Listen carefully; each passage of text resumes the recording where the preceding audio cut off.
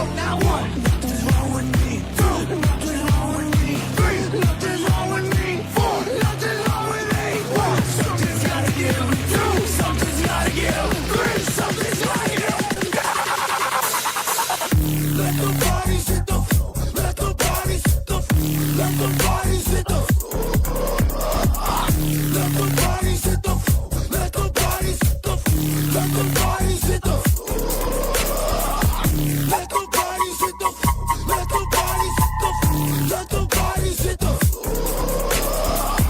Let the bodies hit the floor. Let the bodies hit the floor. Let the bodies hit the floor. What up, what up, what up? Where you at, man? There you are, buddy. Hello, hello. How are you? Good. How are you doing? Good. You know, just always messing with something right before things go live. You know how that works, you know? Isn't that how that always works? I love it. So if you get any weird echo, let me know. I'll turn things down.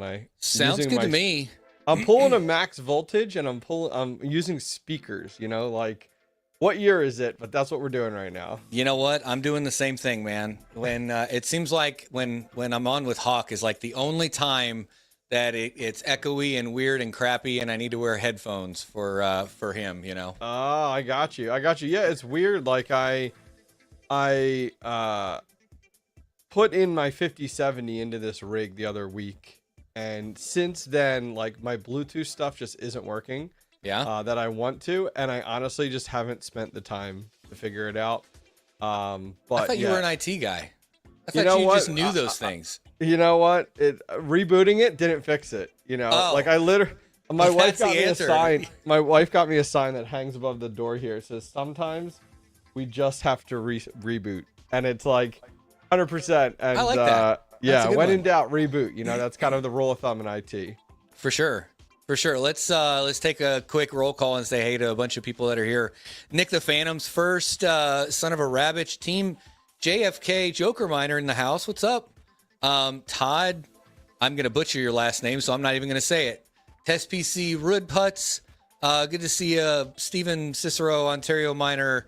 Everybody else that I missed. Thanks for joining Saturday Night Live here with the Hobbyist.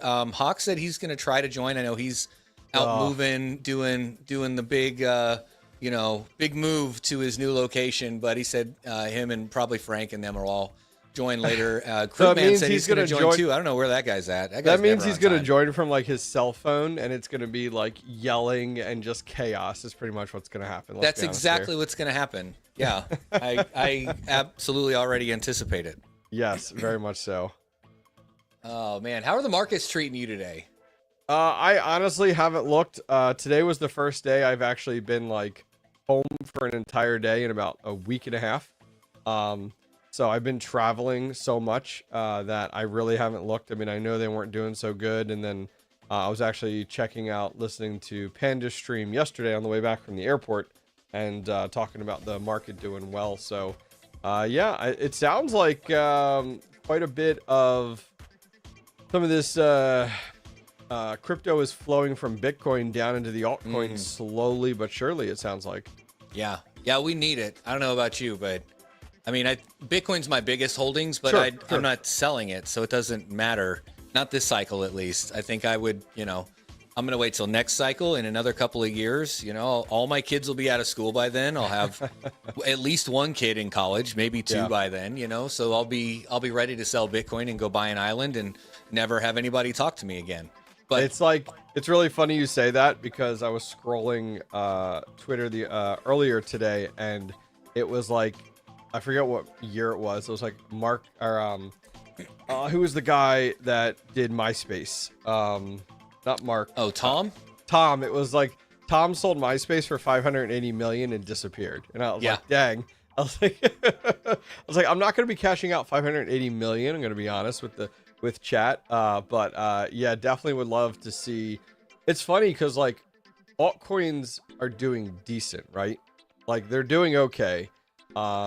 Last I looked, Dogecoin was at like 23 cents. I don't know what it's at now, but I actually bought Ethereum the other day when Ethereum dropped down to like 4,000. I haven't touched Ethereum since proof of stake. Like, yeah.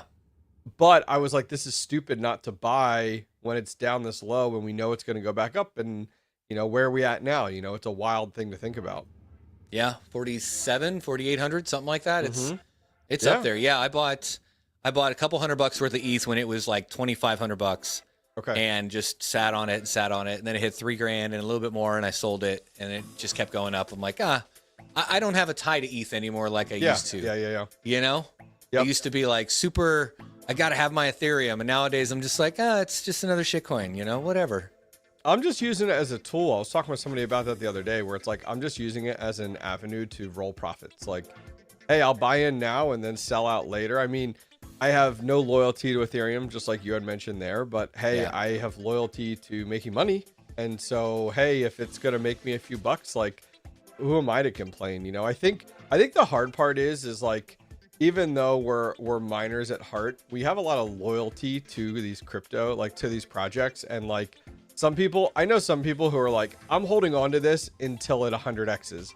That's probably not going to happen. Like, that's the hard part is I am a great example. I'm still in probably almost 80 different positions in crypto. Yeah. And I struggle to get out of those positions. And people might be like, well, what do you mean? Well, it's like, to me, it's not a loss till I sell it. And so I'm like, dang, I am in like, great example. I want nothing to do with Neoxa anymore. Like, Neoxa is an absolute train wreck. And they've just completely gone away from their original roots, the avenue within gaming, prioritizing gaming. And you can see it's just gone downhill. And unfortunately, I have a lot tied up. I got several smart nodes in there. It's like, man, I just want to liquidate it. But I don't want to take that loss. So I'm just holding it and hoping for the best. Yeah, just like stocks. I mean, I've got a handful of stocks from like 2020 that's what got me into crypto, is like buying into stocks and doing that whole, you know, I can be a trader bullshit. And that didn't work out too well. I lost quite a bit of money. And, you know, then I'm like, okay, well, what else can I do? So I've got a bunch of those stocks that are just sitting there, and I haven't lost anything yet because they're still sitting there. They ain't worth a shit, but maybe they will be one day. I like Retro Mike in chat. I have loyalty to me, myself, and I. That is like, I need a shirt that says that. That is like perfect. You know, that's some good swag right there for sure. Yeah, definitely. So how are things on your side of the world? What projects have you been getting into? I know you've been putting out content, which has been awesome. Yeah, I got a Tempe node going on, that GeoCore node. I got involved with that. That's the third Tempe node that I've got right now. I need to get the Synaptron node turned back on, the one with the GPUs. I turned that off because I used that the one's GPU been great. for something else. That one's been profitable too. Like, heck yeah. Just let it sit. And I mean, seriously, that's what I do with my 3060. My 3060 is in my Synaptron node right now. It's got like I think there's like a 3900X in that thing, like 64 gigabytes of memory, entirely overkill. Yeah. And but that's like the staple now. And yeah, that's been great. I mean, it's just like set it, forget it, and I'm getting the Tempe payouts, and I can't really complain. Heck yeah. Yeah, I'm trying to get them hooked up with Ice Whale, which is the company that makes the Zima Cube and the Zima board. Yeah. So they can essentially make a custom image that works on their infrastructure. So the Zima Cube is like a NAS, but it's got a X16 slot in it. Oh, so like I've got an A2000 12 gig in there right now that I just run AI inferencing or AI, you know, LLM stuff here in a private setting. But thinking about Tempe, you can run 3, if not 4 nodes on that thing with the GPU all in one box. But I'm just getting the developers Connecting on the same dots, page to make the thing, right? Yep. No, that's great. That's great. Yeah, I have the Guardian node for Tempe. That one's hosted with a VPS, and then that's Node Orbit, and then I have the Synaptron node here, and that's like, the nice thing is with that is like, even though it's on Windows, it is very much set it and forget it. Like, absolutely. Like, I log into it once a day to make sure it's running when I do my checks, and that's it. Like, nothing else. Just move on with my day. So that's interesting you say that, when I do my checks, because I do my checks like once a week or when I remember it and stuff. Like, what is your processing going through and doing your check-in on all the things? Yeah, so I live and breathe by Microsoft To Do. I did that when I was in the corporate world, and I've continued to do it. So there's a number of tasks that I have that repeat daily. And one of them is called check rigs. And I click on it and it's got a list of like all the different pools that I'm on with a link to each one. And it's just a quick check. So like, oh, like I'm checking Foreman for all my miners that are hosted at different locations. And then I'm checking Power Pool because that's where my script and my Bitcoin miners are. And then I just have a list and it's like, you know, I'm checking different deep-in miners. I'm checking my Nosana rig. I'm checking my honestly, it takes all of like 10 minutes max because it's just clicking a link and checking that like, oh, that number matches what I should be getting. Yeah. Regarding number of rigs and things like that. Yeah. Yeah. So I have a long list that I go through my solo miners, but I'm checking poolside. So it's just consolidated and good to go. And I just do that daily. Now there's plenty of days where I'm busy and I'm like, okay, I'm just checking Foreman and just checking like Power Pool, like the top two that make me the most money. And then I'm like, all right, I'm good. But I would say I'm pretty good at going through all of it.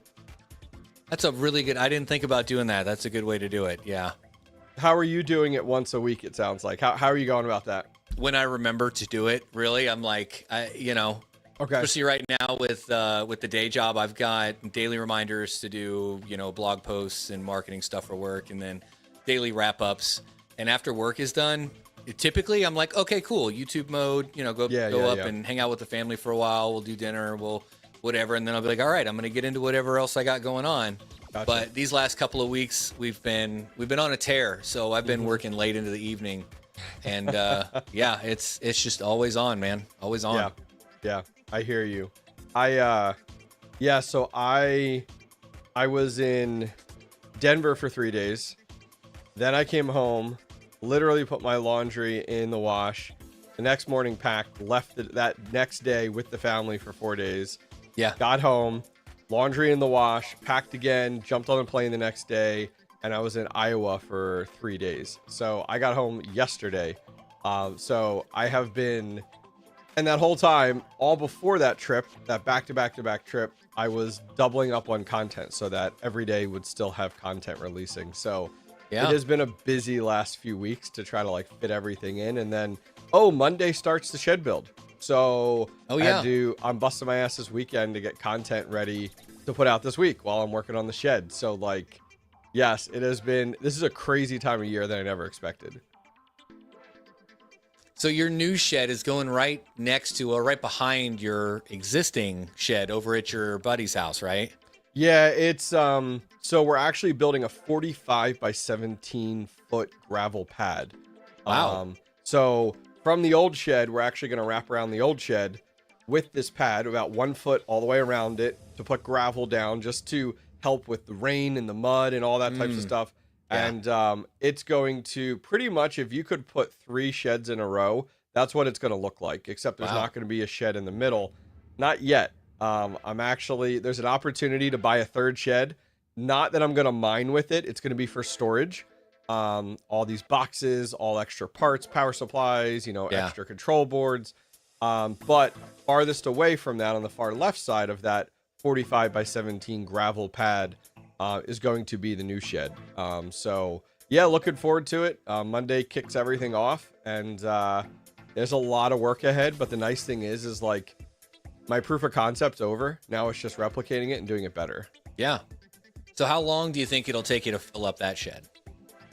To fill it, I already have 4 ASICs sitting right outside my door to put in there already to get started. I have 4 other ASICs sitting here, 3 that are for sale, 2 KS3Ms and the E9 Pro, so I'm not going to put those in there. I have a DR7 going out for repair. I have an S19K Pro out for repair right now. And I have an L7. Oh, I got an L7 story. I got an L7 Bitmain story. This is Panda all over again. I was going to make a video on this, but I might as well just talk about it now. So I have multiple units hosted at Block Ops Mining. Okay. Same thing with Terra, same thing with Compass, same thing with Simple Mining. So I had an L7 have a hashboard go bad. Like the hashboard was having trouble, but the other 2 were fine. So like it was mining at like 6 gigahash for a while. And they were like, hey, do you want us to send it for repair? And I'm like, yeah, let's send it for repair. Let me know, what the deal is. So they actually sent it to Bitmain's Texas 3 repair facility. Okay, fine. Get it? They've had sent stuff out for repair before. It's worked out fine. A couple $100 here and there, no big deal. So it's been a few weeks, about a month, honestly. I've been waiting. And they've been really good to like keep me up to date block ops. Like their one guy over there is like, hey, this is what I'm hearing. They're not, and then finally, but I wasn't getting detail. Like, oh, this is how many chips are bad on the hash board. Do you want to pay for this repair? I wasn't getting anything. Finally, the guy comes back to me from block ops and goes, so Bitmain decided to scrap your unit. And I was like, the fuck we are. Yeah. And I was like, there's 2 good hash boards on that thing. What are we doing? Like, it's just one hash board, but Bitmain requires you to send the whole thing. And they're like, yeah, so we requested to get it back, but we haven't heard anything. And I'm like, wow, perfect. I'm like, give me the ticket number, give me the serial number. And I'm reaching out to Bitmain executives that I know on Telegram because I'm like, this is BS. Yeah. This is not acceptable. This is in the US. We are not in China. Like, this is US. I'm like, and we're not scrapping a unit that runs fine, but needs 1 hash board. I could have just bought another hash board and went on with my day instead of scrapping a unit that makes whatever per day right now. So that's where I'm at with that. So I'll keep you guys updated because I'm like, I'm like, here's the deal. I talked to the one guy at Bitmain that I know too. And I'm like, if this doesn't work out, this is all over social media and YouTube. Yeah. And like, I'm going to make a big deal about this because I can't be the first and I won't be the last that runs into this. And it's unacceptable. I'm like, the miner went to you hashing at over 6 gigahash. And now you're like, oh no, it's done. We're going to scrap it. I'm like, no, your team's going to steal the 2 hash boards and use them for another repair is what I'm hearing. And I'm like, absolutely not. And I'm like, this isn't over in China where I have no reach. I'm like, this is in Texas, not happening. So this is going to be fun. This is absolutely going to be fun. That's interesting. Yeah. And I was just going to say, how many people does that happen to that don't have a platform or a voice or know somebody in the industry that they can call? They're just going to bend over and tough shit, you know? Yeah, it's ridiculous. And it's wild because, like, Panda had a great example. Panda had its S21. It was within the warranty time period, and they scrapped it. Versus, like, I know the L7's older. I get it 100%. But 2/3 of it works. Yeah. Like, what are you doing? It's just wild to me. And so that's where I'm very curious on, like, some of these practices. Because, like, I'm eager to dig into it now. And I'm like, okay, you ignited a flame. I'm eager to hear what warranted your company to scrap a unit. Right. That, one, like, wasn't under warranty. So they don't own, like, they don't have any attachment It's not theirs. Exactly. They can't scrap it. They can send it back to you as not repairable. Sure. But who are they to be able to throw it away? Yep. Yeah. It's just not how. Yeah, it's just not how this, like, it's not how things work in the US. I'm sorry. Like, Bitmain, like, and you're going to start stepping into the US with production and with manufacturing and more repairs, and like those things don't swing it. And I get it, like, but I would do the same thing for a viewer. If a viewer came to me and let me know that happened, I'd be like, all right, we're raising the flag. What's going on here, Make guys? Some phone like, calls. Yeah. I will never, honestly, after hearing that this past week, I decided I'm not sending units to Bitmain anymore, even if it's under warranty. It's not worth it. No. I will just send it for repair. I have 2 people that I know that do repairs, and I'm just starting to use them privately. And it's like, I would rather spend $500 to have someone I know repair it and review it versus, oh, I'm going to send it away for warranty. It just doesn't make sense. Yeah, potentially never get it back. Yep. So, yeah, sorry, got me a little heated there. No, like, all right, let's go. Like, that's good to know. I mean, just realistically for anybody to know, especially Bitmain stuff. Yeah. Because they are the 800-pound gorilla. Like, if you're mining Bitcoin, you're probably mining on an ant miner. You know what I mean? Same thing with Litecoin. It's probably a script miner from Bitmain. So it's wild because I am thrilled to see. Have you watched a lot of the proto rig stuff at all, or not really? I've seen a little bit of it. Okay. Yeah. Okay. So I love, like, I was listening to Hawk talk about it the other day on his live stream, and I don't think he sees the value there is in a company that's US based, that's building everything modular, that's meant to be uptime 100%. You can swap out hash boards. Like, when it's up and running, you can run multiple different ones. It's meant to be repaired versus where we are now. It's meant to be serviced in quick few seconds. Like, I love the fact that a company's coming in, and what other people don't see is, like, Proto's coming in, and they didn't just make a new miner that's 12,000 watts. They completely replaced Foreman with Fleet, like entirely. Like they were like, oh, and it's open source too. So if you want to buy this as a hosting, if you want to get it as a hosting company, like I signed up for it. It's completely free. It's in like beta. So I signed up to get access to it. Yeah. Because like home miners could run it, or it can be run at a large scale. And like they completely are revolutionizing like hosting or farm management where, oh, your miner, like great example, one of their miners, let's say the fan needs to be replaced. A little info bubble comes up to let you know. You hover over top of it and it shows step-by-step instructions with pictures on how to do it. Like interesting. That is insane. Like they're literally taking the entire maintenance out of like that's what I really love about it. So I'm hoping they come in and just entirely disrupt Bitmain. Like I know Bitmain has 80% market share and I get it, but a company that can come in and go, listen, what you've been doing for the last 10 plus years isn't going to work anymore. Like, and there's an app you can manage all, like with Fleet, there's a whole app behind it as well. I mean, Foreman's gotten us by, but Foreman sucks. Like, I'm not going to lie. So I'm excited to see some disruption, especially amongst somebody as big as Bitmain.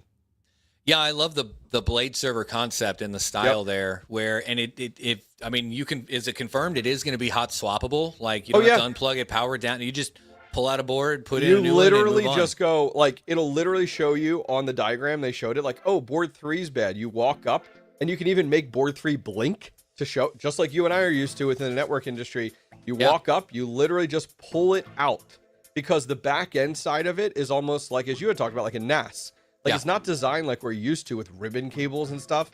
It's literally built like that. I don't know what the connection looks like. It just plugs in, You pull it out, it continues running. And believe it or not, I was listening to this today on the Mining Pod podcast. They had one of the lead developers on. When you pull out a hash board, the other hash boards are going to overclock to keep your hash rate up. Interesting. So like you have that ability to be able to do that. So it's like, holy cow, like this is nothing like Bitmain. Like, absolutely. I'm calling Proto the like Apple of, except Apple, I guess, is entirely against the repair industry. So I guess that's kind of wrong, but they're kind of like the Ferrari. Like they're coming out and they've kind of thought of everything. I like how it's completely modular, not just with the blades, but all the consumables, all the parts that are going to break are made to be replaceable. And I'm sure eventually, you'll have to replace the entire chassis and whatnot, but I mean, it seems like it's a really cool idea and concept. I'm interested to see how long it takes to get them up to scale. Like, they're gonna try to compete with Bitmain. Everybody does, everybody. They're the 800-pound gorilla. But is it a year? Is it 3 years? Yeah. They've got some big money behind them. And if they can get in with a couple of big farms that will just pay for the whole thing, then they'll soar pretty quickly, I think. Yeah, so I was hearing, and this is nothing against Hawk, there's just feedback from it. I was hearing Hawk be like, oh, it's only 14 joules per terahash. And it's like, yeah, it's 14 joules per terahash, but the entire maintenance around it is like going to change things entirely. Like your downtime, your failure rates, like all of that is really where the price comes in, where like people are going to be willing to pay more. You got to think like these farms, literally the amount of salaries they pay for people to go around and replace fans. Like you have to remember that some people's full-time job is to replace fans. Like this guy right here, working in the trenches right here. Oh my God, bro. I am so, can you guys hear me?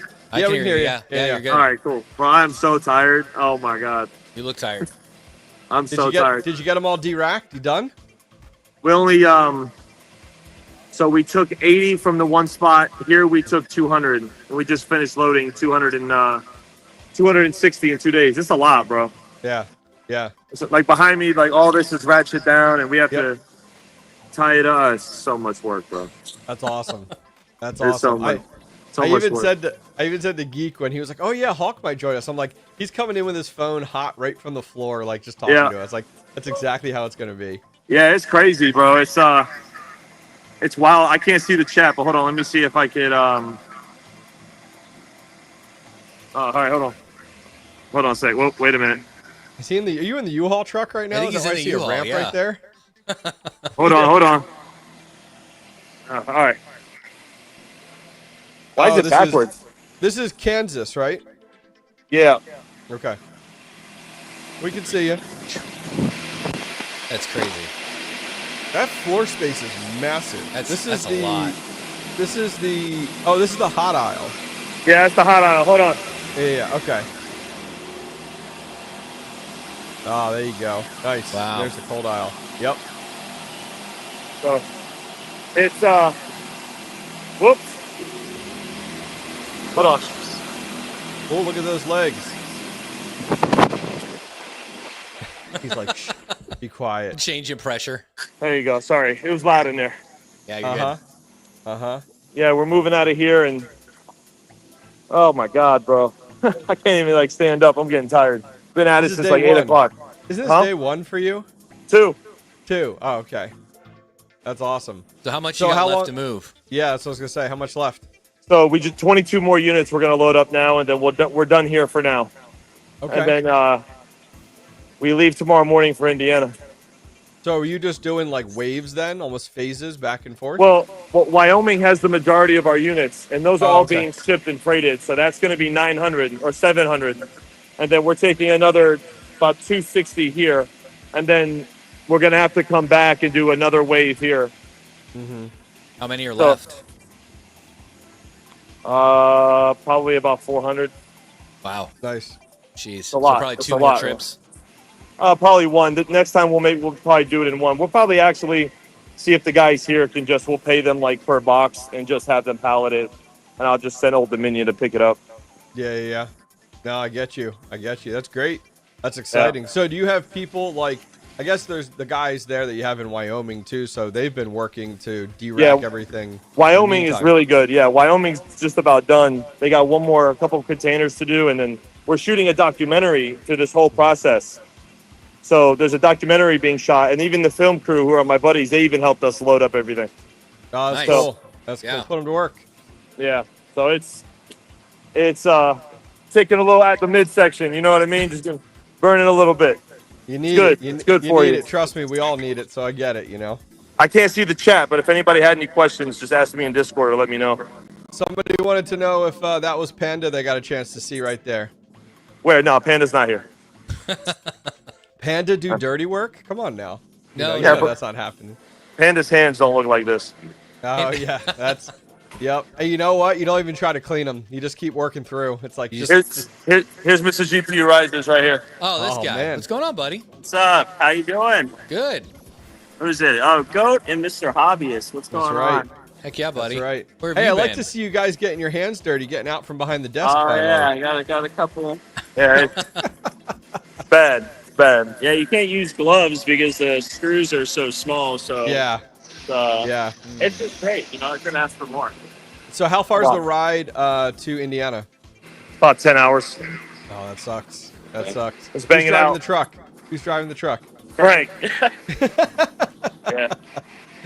That's He's right there awesome. trying to fix a table. Hey, let me help. I'm gonna go help him. Okay, nice. So when did you guys say you leave? Tomorrow morning? Yeah. Nice. That's exciting. So literally your start, are you going to be racking units tomorrow night then? No, hell no. We're going to drop off the truck, get some sleep. The new order comes in Wyoming comes in starting Monday, and then we'll wake up early Monday morning and start putting people back Just online. start racking everything That's up cool. then. Yeah. So That's actually, cool. these guys here are probably not going to be offline for more than like 3 days. It's Yeah. pretty good. Yeah. Yep. That's cool. So, Not bad. That's cool. Good for you Yeah. guys. Never have to do this again, right? Never do it never again. No, I swear to God, I'm never doing this again. I promise you, I'm never doing it again. How many times have you said that, though? Yeah, I know, right? Well, we never said that because we like leased this facility, right? Yeah. So like now that we actually own it, we're not going anywhere. Like I'm anchoring down. So That's cool. That's cool. excellent. so I'll let you guys go. I just wanted to stop and say hello. I want to Thanks stop for and say stopping hello. in, man. So Have fun.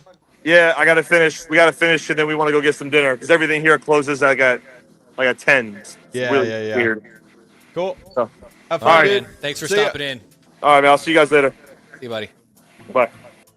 So it's funny. I was catching up on chat. Chuck Danger had mentioned that he had two K7s that he had at metered mining, and one of them needed to be warrantied. So we actually sent it out, and then when he got it back, it was a different model, like a newer model. I actually had something similar with an L7 at one point. Block Ops had actually, I had a different L7 that got sent out for repair, and it was like a 9 gigahash model. And Bitmain was like, hey, we got a 9.5 model here that like we could just swap you. And they didn't like, oh, it's a YouTubers or anything like that. No, they were just like, we'll swap it for you for like $200. I was like, hell yeah, like $200. I don't know if that other one would be repairable, and plus another 500. I was like, heck yeah. So I have seen that happen, but like this is my first situation. But I will be honest, I probably have about 3 units. I said this the other day. I have about 3 units out for repair at all times. Interesting. Yeah. And I run about 62 total. 62 machines total. Yep. In all of the locations and all hosted, all at or my shed setup. Yeah, I run 62 total. So and I already got 4 sitting here, whatever. So it's interesting. Repair is always a really tough one to like make the decision on too with some miners like S19K Pro. You get that fixed? Like what's that threshold? It's definitely tough for sure, but set it and forget it is a pipe dream, unfortunately. Yeah, I GPU mining days, we realized real quick that there's not much set it and forget it when it comes to crypto mining. And I thought realistically, I thought ASICs were a lot more set it forget it, because there's not as much tinkering and overclocks and undervolts and all that shit. You pretty much just point your magic China box at the blockchain in the pool and you're done, right? Yep. But there's uptime, there's downtime, there's temperature differences, and like you're saying, repairs and shit just breaks. So with that that L7 scenario you were talking about, was that directly with Bitmain or was that with No, it was with hosting Bitmain facility? Okay. Yeah, that was with Bitmain. Now I wasn't dealing with it. Block Ops took care of all of it. That's the really nice thing about like any hosting companies that you do work with, is they'll take on that. They'll take care of it free of charge, which is really, really nice. So like they'll reach out to Bitmain, they'll open the warranty ticket, which is nice because they build relationships like with these repair facilities and stuff. Yeah. So that's why I'm very curious on this. Like when Block Ops told me like, hey, we've told them we will pay for it to get shipped back because they want to send it. So, and I'm like, great. But like, they're like, we're getting crickets now. It's like, okay, like that's not what I want to hear for sure. Yeah. So yeah, it'll be definitely interesting to see what happens with that. Yeah. Yeah, it is interesting. When I went and toured the repair facility in Dalton ASIC Repair, when they were still open, it was really interesting to see like how many machines were there. And I mean, they're not in business anymore, but how many of those would rob Peter to pay Paul kind of thing. Yeah. And I was in not a similar industry, but I worked for a short time, for a couple of years, at an industrial electronics repair facility. So think the equipment that makes our food, right? So the metal detectors that all the food goes through, and PLCs and large, AC induction drives and things like that. We would repair those and then send them back out to, all the facilities. So many times, because we had a big, warehouse in the back full of these unrepairable machines that customer didn't want. We'll just give them credit or put it towards a new one or whatever it is that we would rob parts out of. But same thing. We've got something that's sitting in the back that waiting on approval for a customer to say, yes, I want to repair that. Yep. But it has a board that I need for this that's billable today. We would go back there, rip it out of the customer's board, put it in another customer's board, put that broken board into the other broken machine, and know that that's a broken part. It's like that weird, like playing that game where the balls are under the cups, And I guarantee Bitmain's the same way. All these ASIC repair facilities are the same way. So I had an opportunity like a week and a half ago. My first leg of my trip was with Compass Mining out in Denver, and they don't actually have like a Denver mining farm there. It was actually at they call it their DSC, Denver Service Center. And so I didn't even know this existed. But it totally makes sense. So they have about 20 different locations. Some of them are partner affiliate sites. They have a few that are their own.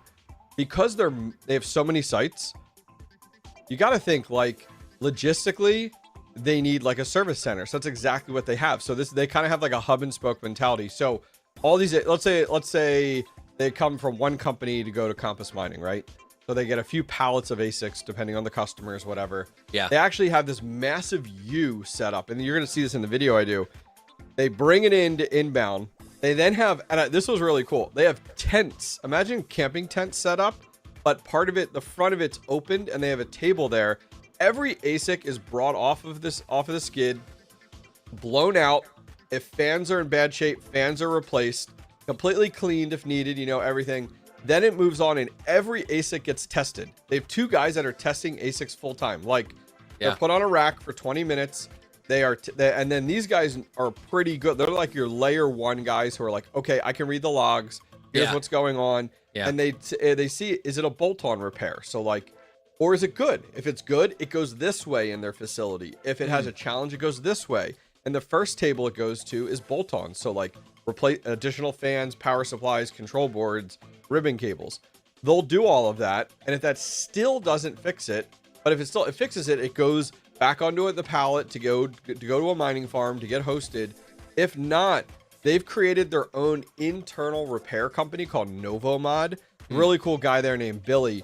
And they have just desks and desks of repairs, and they do all the repairs there. It gets repaired and then gets recirculated right back into that U and goes back onto that skid and goes out the door. And I was like, I didn't realize any of this. And they're like, yeah. So then they have a whole parts department in that warehouse for these 20 different mining farms. So if you're like, hey, I'm at Iowa 4, I need 5 power supplies, they stock it and they ship it out the next day to you. So it was really cool to see of like, you and I think of mining farms, like everything happens at that individual farm, you know, but no, they have like a whole logistics center, which was really cool to see.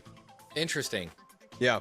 Very interesting. So those are self-mine and hosted machines, or are they just like it's all machines? all hosted. Yeah. Okay. All of theirs are hosted. Yeah. They do have a like fleet of self-mined ones that are available for temporary units. Like if you have a bad unit goes bad, or if they need to energize a site and they don't have the customers yet for it, they'll put their own ones in there in order to make sure they can energize it entirely. But yeah, it was really cool to see. Wait till you see the thumbnail I had done for this. I built a throne out of ASICs. So That's throne. awesome. It was really cool. It was a lot of fun to do. And because they were like, oh yeah, these are all for parts. Like these are customers have just parted them. We're good. I was like, great.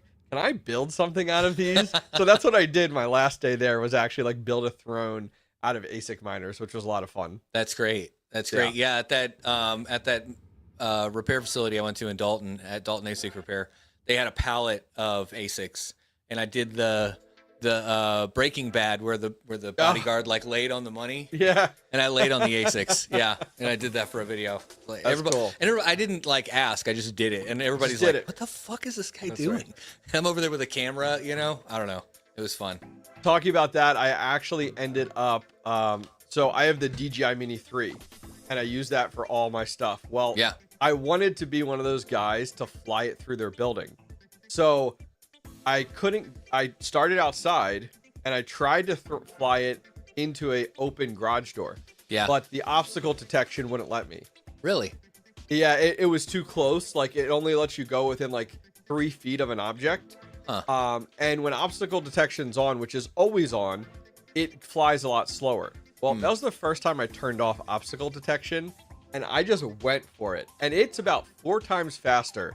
Like that thing whipped, and I flew in, and I had to go down around a U, but the U was more, the warehouse was, I said a U, but it's more of a rectangle. So I came in the bottom right of the rectangle, came around the corner, almost nailed a post, flew through, almost hit a compressor, took the turn above the repair guys, came around. I did it in 1 try, and I was like, I'm done. I'm not trying it again. Nope. Like, that's as good as it gets. That's fantastic. I was like, if I do it again, it will absolutely fail. So, but yeah, I didn't realize that with the drone, that like, because I never turned it off before. I never had a reason to. So that was pretty wild, to say the least. That's interesting. Yeah. Yeah. Yeah, those DJIs are pretty sweet. I've got a knockoff one that I took to Disrupt 2 years ago. Yeah. And was flying around in like the big warehouse area. Yep. And I tried to fly it in where they were on stage in that like second room, and the ceiling was a lot lower, and they had the air on, and the air was blasted, and that thing was like, and then it'd dip real low and it'd come back up. I'm like, nope, I'm gonna land this in some lady's hair. I'm bringing it back. Yeah. I actually flew it at Compass's Nebraska 4 facility down their hot aisle. and shit. it flew like this. So, you know, this drone, you know, it has full stabilization, so it stabilizes on its own. So to me, I didn't know it looking through the camera, but then when I looked up and watched it, it was sideways, trying to keep it like, trying to keep it completely stable. Yeah, it was really, really cool. And the camera on that's on a gimbal, right? So even like the video, you're not going to tell because it's stabilized. You the can't camera even tell. too. Yeah, you That's can't wild. even tell. I actually flew it into a power line one time accidentally. Like I came in and you know, power lines are so thin. Yeah. Hit the power line and it like all of a sudden you saw it shaking, and I was on camera. I wasn't even near it, shaking, and it actually righted itself and kept flying. Like wow. I was like, dang, it's pretty. I mean, you pay a price. I mean, that one was like $800 when I got it. Oh yeah. But like I've used it multiple times. The footage has turned out awesome. Like I can't complain at all. Yeah. Yeah. Is that one of the ones where you can like draw a course on a map and you say it goes here and then it goes over there and then it comes back home and it'll just go? Yeah, it has that. It has it can do objects, so it can follow objects in front, in back, on the side. That's what I did with like that one combine. I can select the object and then hit follow, and it just floats along with it. Or you can get, what I use it a lot of is there's two features, master shot and quick shot. Master shot, I can put up above a farm, take a box around the farm and hit go, and then walk away, and 3 minutes later it builds a full cinematic with music and all different shots. Or the quick shots, it has like circle this object, rocket, you know, start out low and then rocket up, they call it. So I go through all of those when I'm at a site just to get all that footage. Just get all the footage and then go through it later. And then stitch it together, which is really, really slick. So from a production perspective, it's been great because like mining, I go back and look at like my first mining farm video and I'm like, gosh, man, like just having drone footage. The last thing I'll mention about drones before we spend the whole time talking about it. Yeah. When I was out at the biggest site I've ever been to, it's a 50 megawatt hydro site in Iowa that I was at. And it is just rows and rows and rows of containers. Like, and so going over top of it and just slowly going across, like it was so cool, but it also shows how big the site was. Yeah, it was really cool. It was really cool to be able to show that from like, because they'd never seen it. The one site I went to, they're like, oh, we didn't know it said Giga on top of the containers. And I was like, yeah, all your containers say Giga on top. They're like, we've never stood on top of them. Never got up there. Never had a need. Yeah. Yeah. So that's that was funny. Slick. Yeah. So I know you played with the DG2 recently and had Payne on your channel, which was great. It was cool to see. He's a good guy. And we talked a little bit about the new Bitcoin ASIC, the Proto.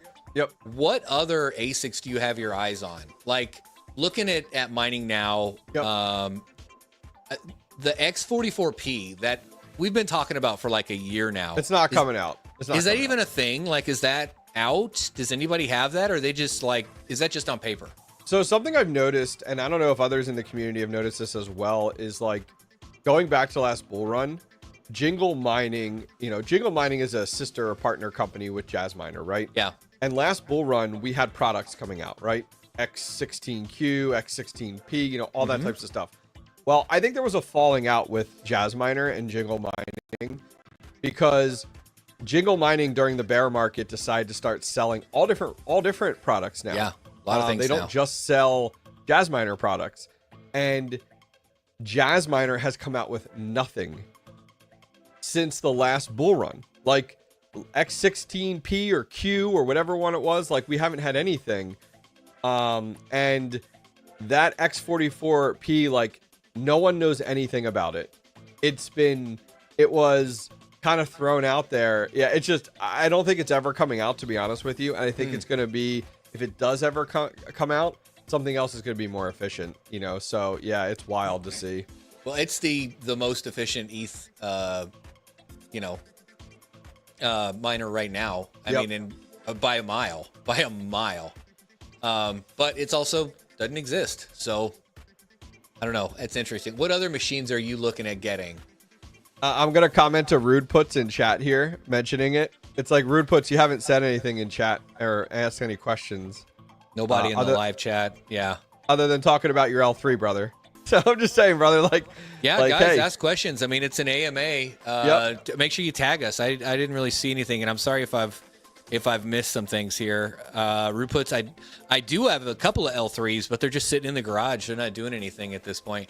they're not even worth. They're not even time. worth the scrap. They're not even worth the scrap that they're literally built on. Like, Oh, dude, they were free. I bought them. I bought them for Love $400 it. a piece. I bought 5 of them for $400 a piece last bull run. Yep. So like $2,000.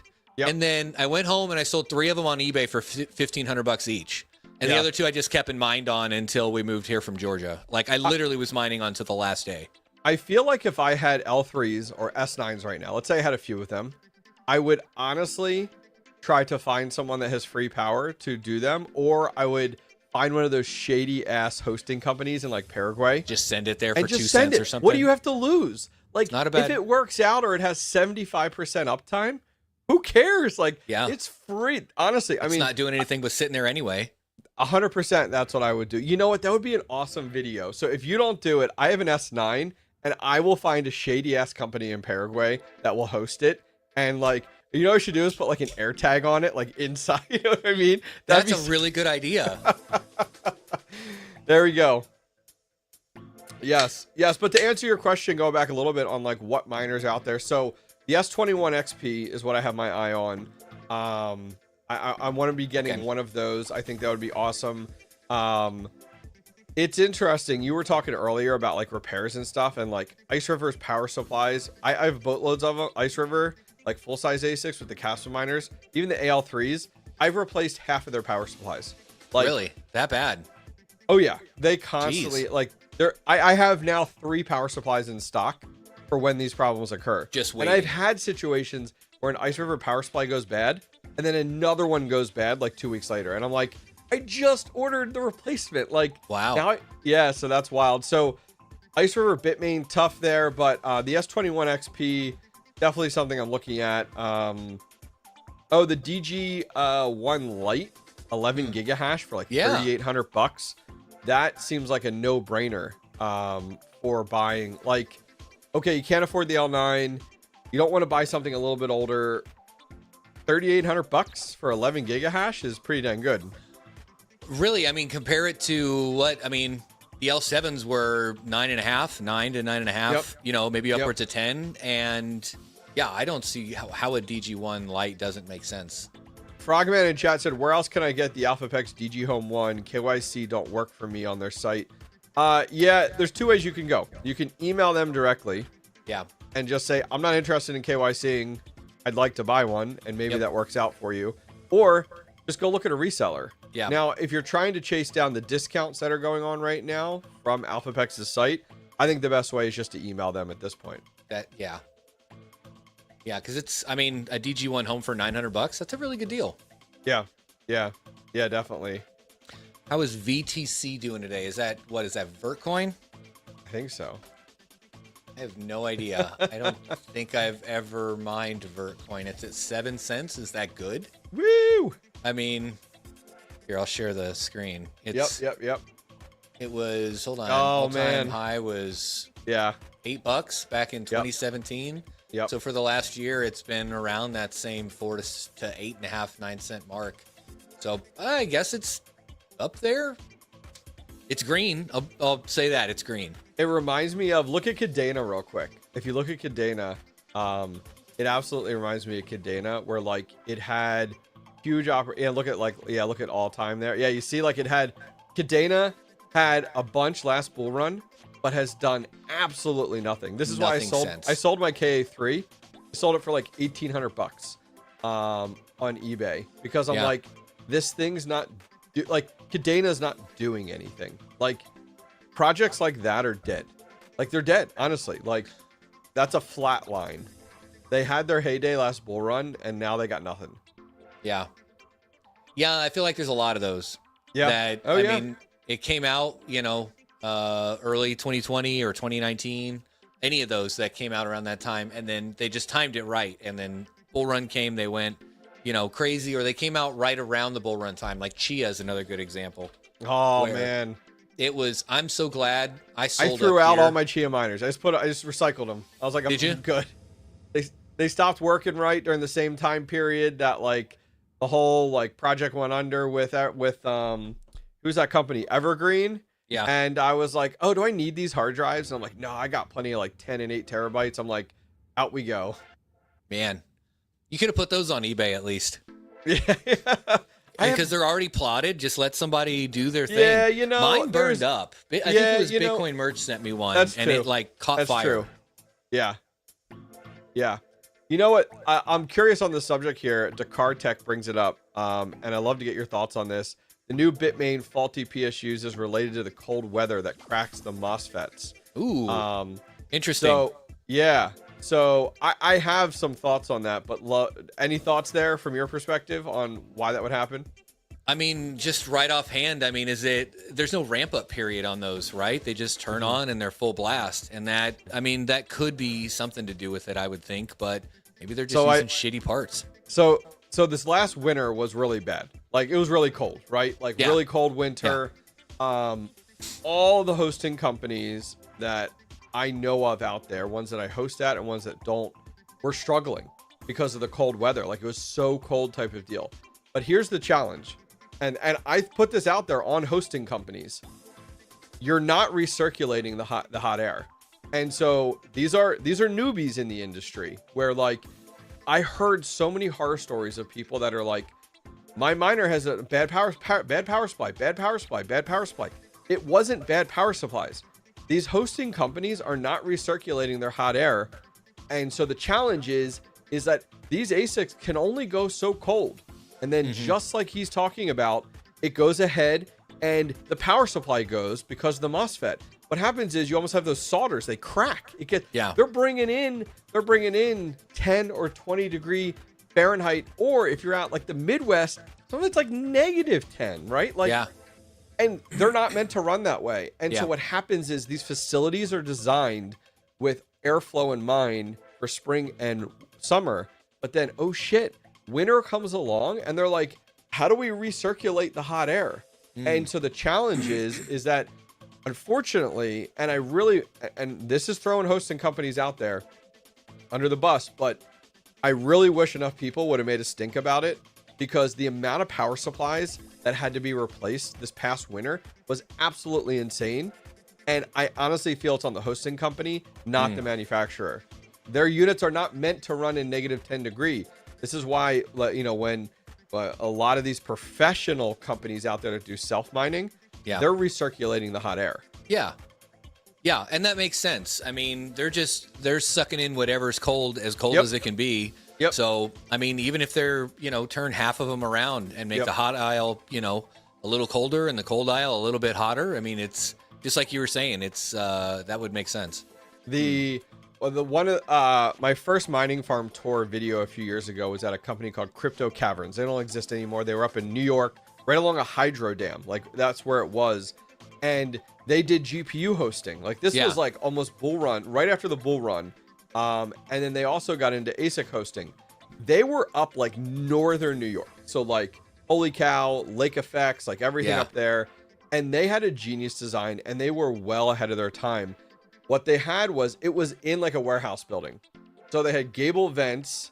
They had 6 feet of clearance. Then they had their intake wall.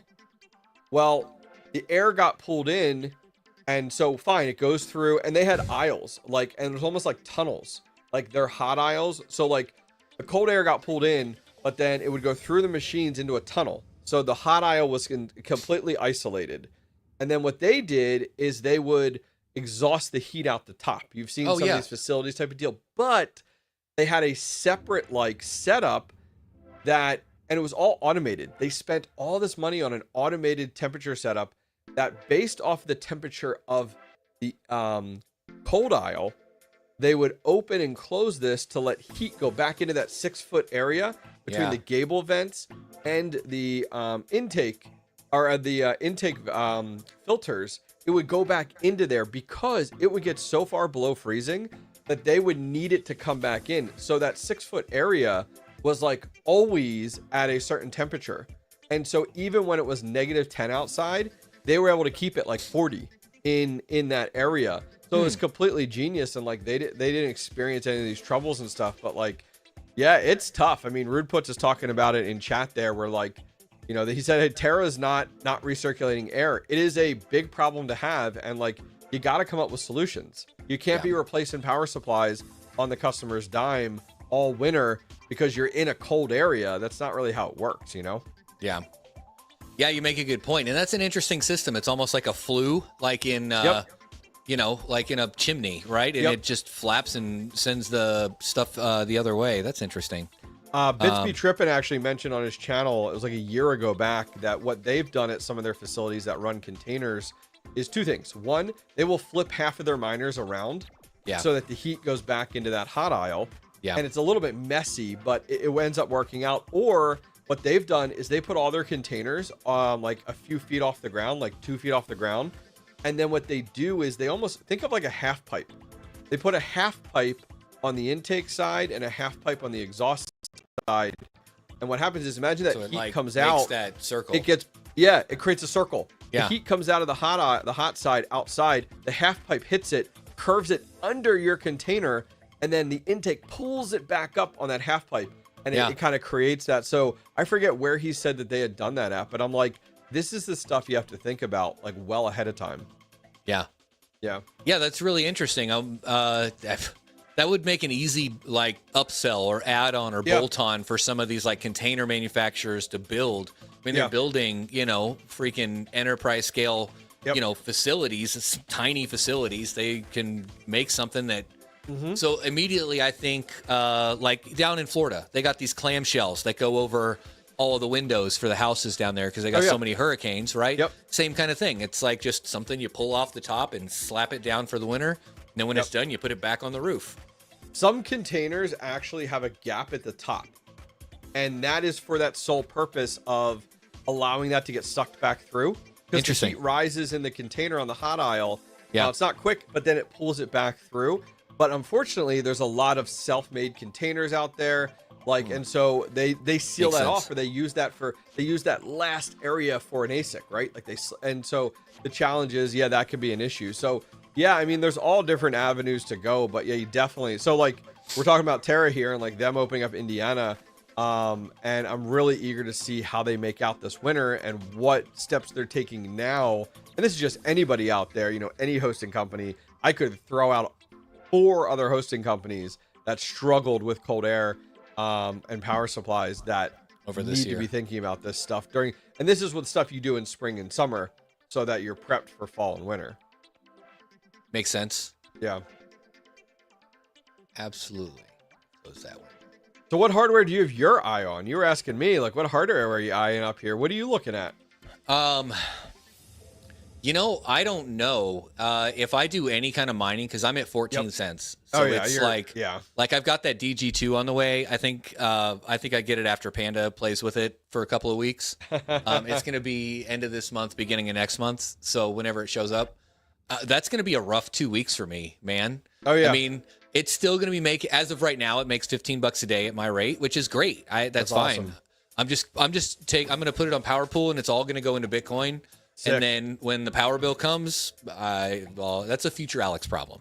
You know, I like it. What it's going to come down to. But the thing that with that machine, the thing that worries me is the sound. It's 90 decibels, and it's going to go right on the other side of this wall. And I don't know. It's going to be rough. But I have an amazing solution for you. Okay. Because I'm getting one of these. So next month in September, I haven't mentioned it much, but I'm flying down to hang out with Tech Hustler in Raleigh. He's right outside of Raleigh, and that's public and everything.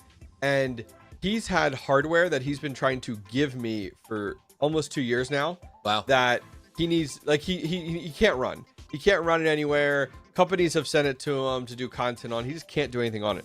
Yeah. One of those pieces of hardware is one that I'm literally, so behind my shed, I'm now designing a 4-foot plot, like area behind the shed. What's that for? Well, have you ever seen the Upstream black box? No. So if you look this up, Upstream Data sells a black box that is almost entirely soundproof. And this is not like one of those, like Upstream Data is a well-recognized company in the industry. Yeah. And it holds 2 ASICs, And the Space Design Warehouse, Nick over there, actually has a video out there on this. And when he opens the lid, it's like 85 dB. Yep, that's exactly what it is. Yep. Now, it fits 2 ASICs in there. It's built with soundproofing, and they have other models sizes in there. And it's soundproofed inside, and the intakes are on the side of it. And then it sucks. Yeah, you see there's some intakes there, the blue filter you can see there. Yeah. And then it exhausts out the other side. So like they actually, if you look at it, do enough research, it's designed to have the acoustics bounce off the walls like a bazillion times. And it goes up one way and down another. And then get this, there's a flap in the middle that you open in the winter to recirculate the heat. Even they have thought about that. Interesting. Anyways, I'm going to put that behind my shed. And when I get a miner like the DG2 or the DG2 Plus I just got in, I can't run this in my shed, right? My shed's designed for these inline fans and everything. Yeah. I'm going to take it and then put it in one of these. And that's like, okay, this deals with the heat. It sits outside my house. It's fully locking. It deals with the sound. And then I can just run like a PDU, like a small little PDU right in there, and I'm good to go. Yeah. That's super interesting. No, I hadn't seen that before. I've seen people make their own. Yep. Right? I saw a YouTube video a long time ago. Somebody had that like on their back porch in an apartment. Yes. Yep. Yeah, same kind of thing. This is like industrial grade, like quality, and it's like $1,900. So like it's not a fortune, and it's a great avenue to go. So anyways, that's one thing where he's like, "Can you take this? I have no ASICs to run this with," and I'm like, "Yes." So I'm actually getting a U-Haul and driving this back with a few other items. And I'm going to put that behind my new shed to run these ASICs because just like you said, not necessarily electric costs, but just the heat and the sound. I can't put that in my backyard shed. It's too loud. That's interesting. Yeah. I like that. That's a really cool idea. Yeah. Doesn't help with my 14-cent kilowatt hour rate, but you know what? Get outside on a bicycle and start pedaling, and make your own electric. I got kids. I was thinking a fleet of hamsters and then putting the little wheels on, yeah. Rude Puts, you said BBT and Serpent has videos. Can you link me those videos like on Discord? Oh, cool. Yeah, Space Design Warehouse. That's the video I've seen, and he breaks out like a thermal camera and like does some really good testing. And I think I saw that too. Yeah. But, it was 80. So it was 80 some when decibels when he has it open. He then closes the lid. It goes down to 53 decibels right next to the box. So you imagine you step 10 yards you got away. It behind the shed. You're never going to hear it. It's unless you put it next to your neighbor's house, Yeah, Wow. I think it's a smart move. So that's why I'm like, man, like you got to think. It's funny. As newer miners, when we first got started, we were cheap bastards that tried to figure out things on our own a million different ways. Yeah. And when I think back, I'm like, man, how much money did I spend trying to make it work versus like finding something like that? Like easy avenue. How many of these now are standard solutions were made from people like figuring it out and then taking it the next step? I mean, what are the guys I've seen them at like 3 mining disrupts now. Ben and from Locotech? No, not from Locotech. They made the containers. The immersion containers. Fog hashing. It wasn't fog hashing. Oh. It was they had the Airbnb at Disrupt one year, I think 2023, when we hung out there with them. I mean, we were there. That was Mining Disrupt Airbnb? Yeah. Huh, I'm not recalling. You'd know exactly who I'm talking about. Big guy. Dang, I'm not remembering. Ben. It's cool. Oh, you're talking about Ben from oh my word. Well, he was with Block Ops. But yeah, he did his own stuff there. Yeah. I know who you're talking about. Yeah. Yep. He was telling us stories 2 years ago. He was making, machines in his garage, welding them together for the immersion containers and stuff, and that turned into a full viable business, a real thing. Yeah, they made all their own immersion containers, and it was just like a regular container, but then they built like all the bass themselves and all the like they didn't use regular pipe. It was wild. Like I've been down there a few times. Yep, exactly. Yep, right in Arkansas. They're right in Arkansas there. Yeah.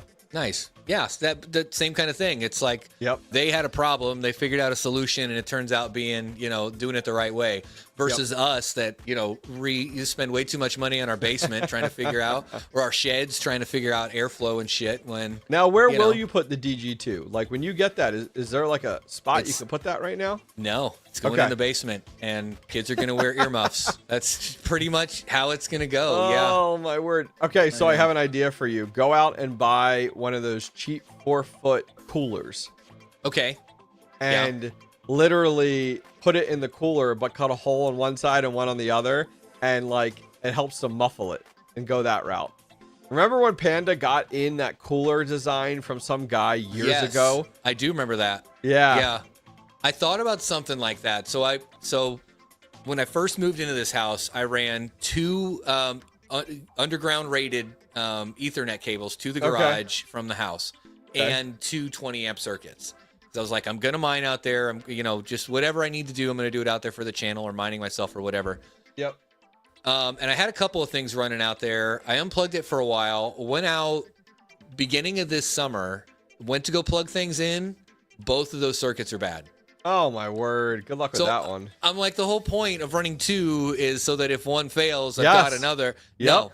Nope, they're both dead. I put testers on them. I'm like, why am I not getting internet? Nope, they're both completely dead. Probably chewed through something in the ground, got to them, Yep. They're dead. So, what I might do, because TP-Link reached out to me recently about working with them on some videos, is if they can send it in time, get a site-to-site wireless and just put the antenna outside the garage door and put it out at the house. Yeah. And that way I've got internet out there because the power still works. Yep. And just put it out there, at least for the time being. Yeah, years ago, I worked with the Ingenious units. They have like a WDS mode where it's just like an encrypted point-to-point between 2 devices that creates over the same LAN, and it works. It worked great, and it's a great avenue to go. My other shed that I'm doing, I'm not actually going to run. I may run Ethernet, but probably won't. I just have Google Mesh out there, and I'm just going to add another Google Mesh node and just pass it into a switch, and then good to go. There you go. Yeah. No, mining doesn't need anything. I mean, the speeds are going to be great. I mean, the Google Mesh stuff works awesome. I mean, great example for me in my house. I use Google Mesh here. I have 8 of their mesh units throughout the whole house, and I get the same speeds right at the first unit down here in the basement as I do all the way in my attic where I have the other one. And it works fantastic. It's just the same either way, huh? Yep. It's like, hey, if we are going to run, I'm not planning to run any conduit from one to the other, so we'll kind of run with it and see what happens, and kind of go from there. Yeah, might as well.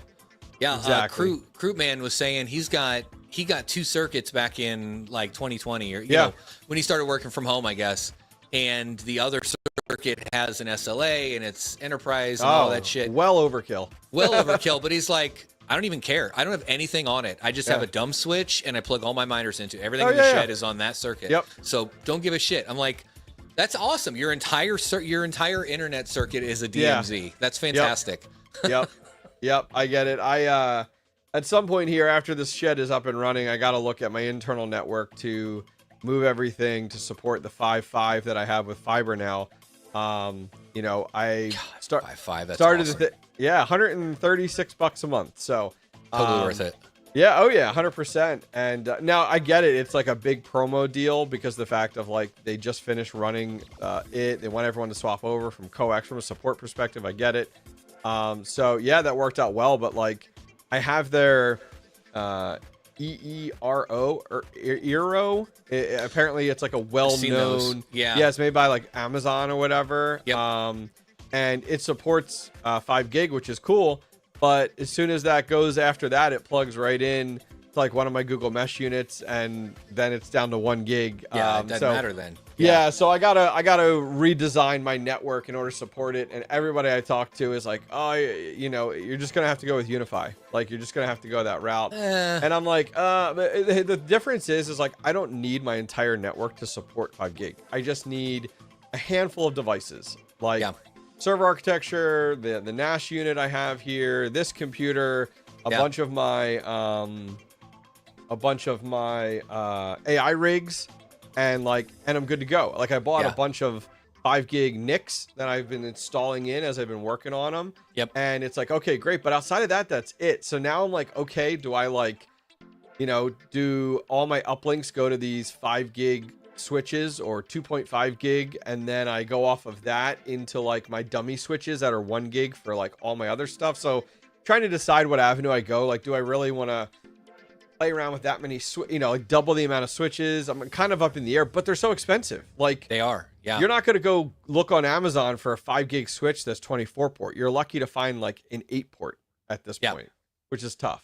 They're out there, but they are a pretty penny for sure. And that's why I went with TP-Link over Unify, because we got this house and I'm like, great, I'll revamp the network. I'll get all Unify gear. I got a little money. We sold the other house. Yep. And I got a 24 port, 2 8-port switches, an access point, and a router for the same price I would have got 2 switches of Unify. Okay. Yep. Ridiculous change. But it was all 1 gig, and same with Unify at the time was all 1 gig. So recently I upgraded to 2.5 gig I got 2.5 gig 8-port switches. Okay. One is going to everything in this room, and one is for some of the server infrastructure. Then I've got a 10 gig backbone as well, and a 2.5 gig router. So everything goes out at 2.5 gigs. But I've only got 1.2 down and 300 up or 400 up, whatever it is. Yeah. But same thing like you. I'm like, I bought a 2.5 gig for this machine. I got a NIC for that machine. Yep. I got 10 gig NICs on my AI machines. There's not really a point. I mean, you're not, even Wi-Fi 7. I mean, you're not getting that kind of speed. Yeah, it doesn't really matter.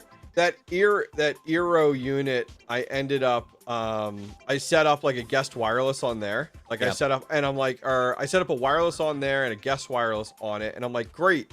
Anybody that connects to it's going to get amazing speeds. Like awesome. Like fantastic. Like doesn't need to be part of like my internal network or anything like that. So I'm like, okay, if anybody wants that, they can. So I put a bunch of my kids like tablets on them because I'm like, here, like you're always complaining. Like just, you're never going to use this there ever. You go. Yes, your device never won't saturate support that. And like everything on my network now, when you do speed tests, is 1.1. Like because that's the max it's going to get over 1 gig.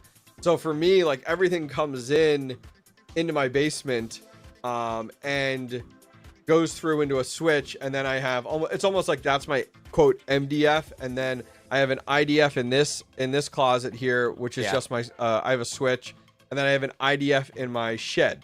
Like if you're looking at it from like a network infrastructure perspective.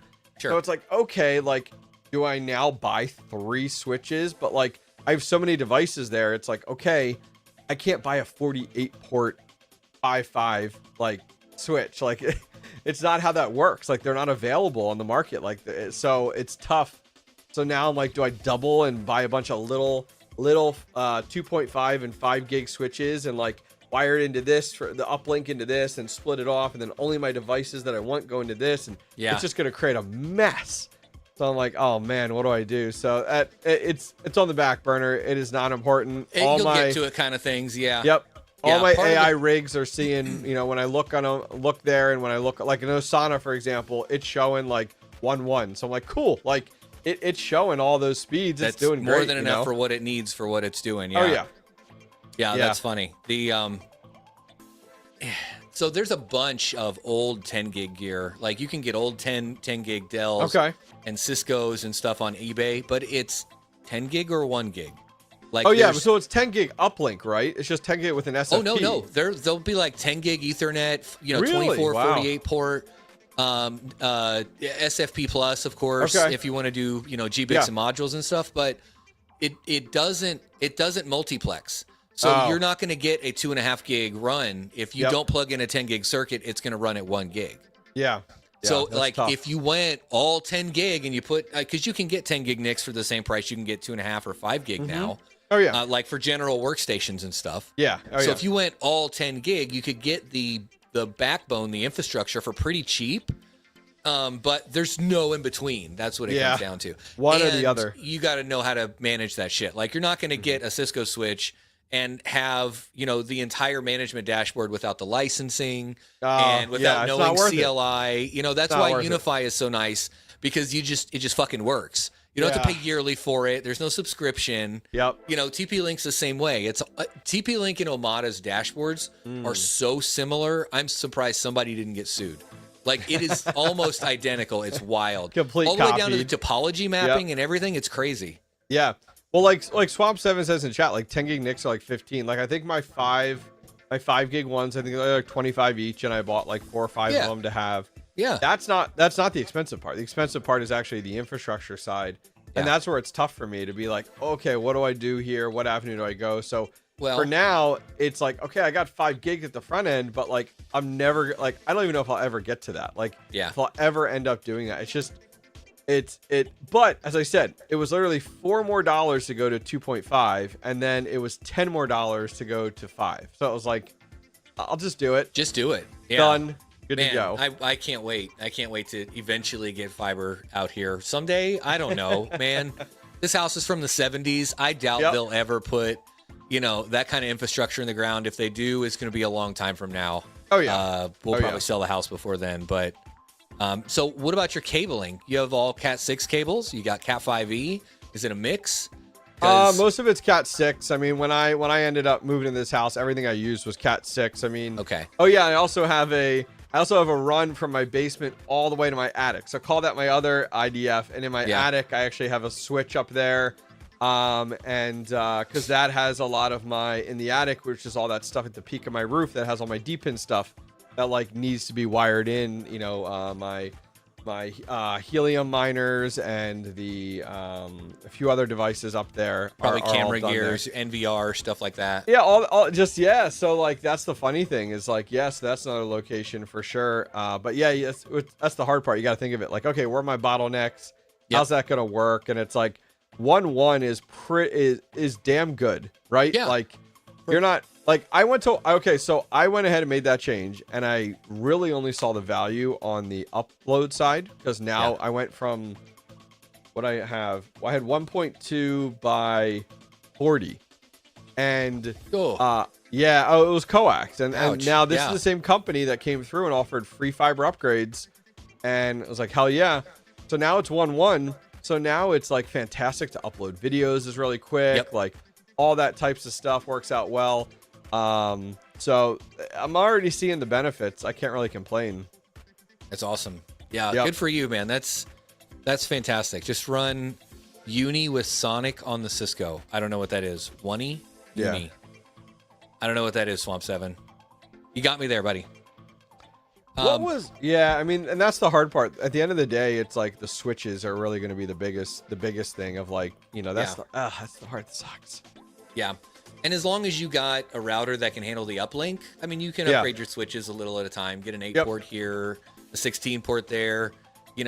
With the size of your channel and the stuff that you do, reach out to some of these, OEMs and vendors and be like, hey, you want to work together? The worst they'll say is go pound sand, Or you're not the demographic we want to work with or whatever. Yeah. You do your magic. You know what you're doing. Yeah. Panda spends a lot of his time talking about, I mean, look at all the videos he made about his rack and about his network rack stuff. I'm like, I'm not spending time on that. Like, I'm good. I got too much other shit going on. We'll see. I mean, I think the nice thing is it's almost future proofed, right? It's like, okay, great. Like I'm set up for whenever the technology catches up. Right. Which is nice. It'll be a while. I mean, the rest of the world has to catch up too. So. Oh yeah, definitely. Let me ask you this, because you've got all those, what are they, Fruition Design shrouds, right? Yep. Do they don't make those for AlphaPex, do they yet? So there's two different ways you can go, which I did with my AlphaPex originally. Crypto Cloaks sells a stock like 8-inch one. So what it is it doesn't include the power supply, but it includes the you remove the main fans and you screw right into the 4 holes, the 2 at the top, 2 at the bottom. So it just goes right into that, and then it goes into like an 8-inch opening.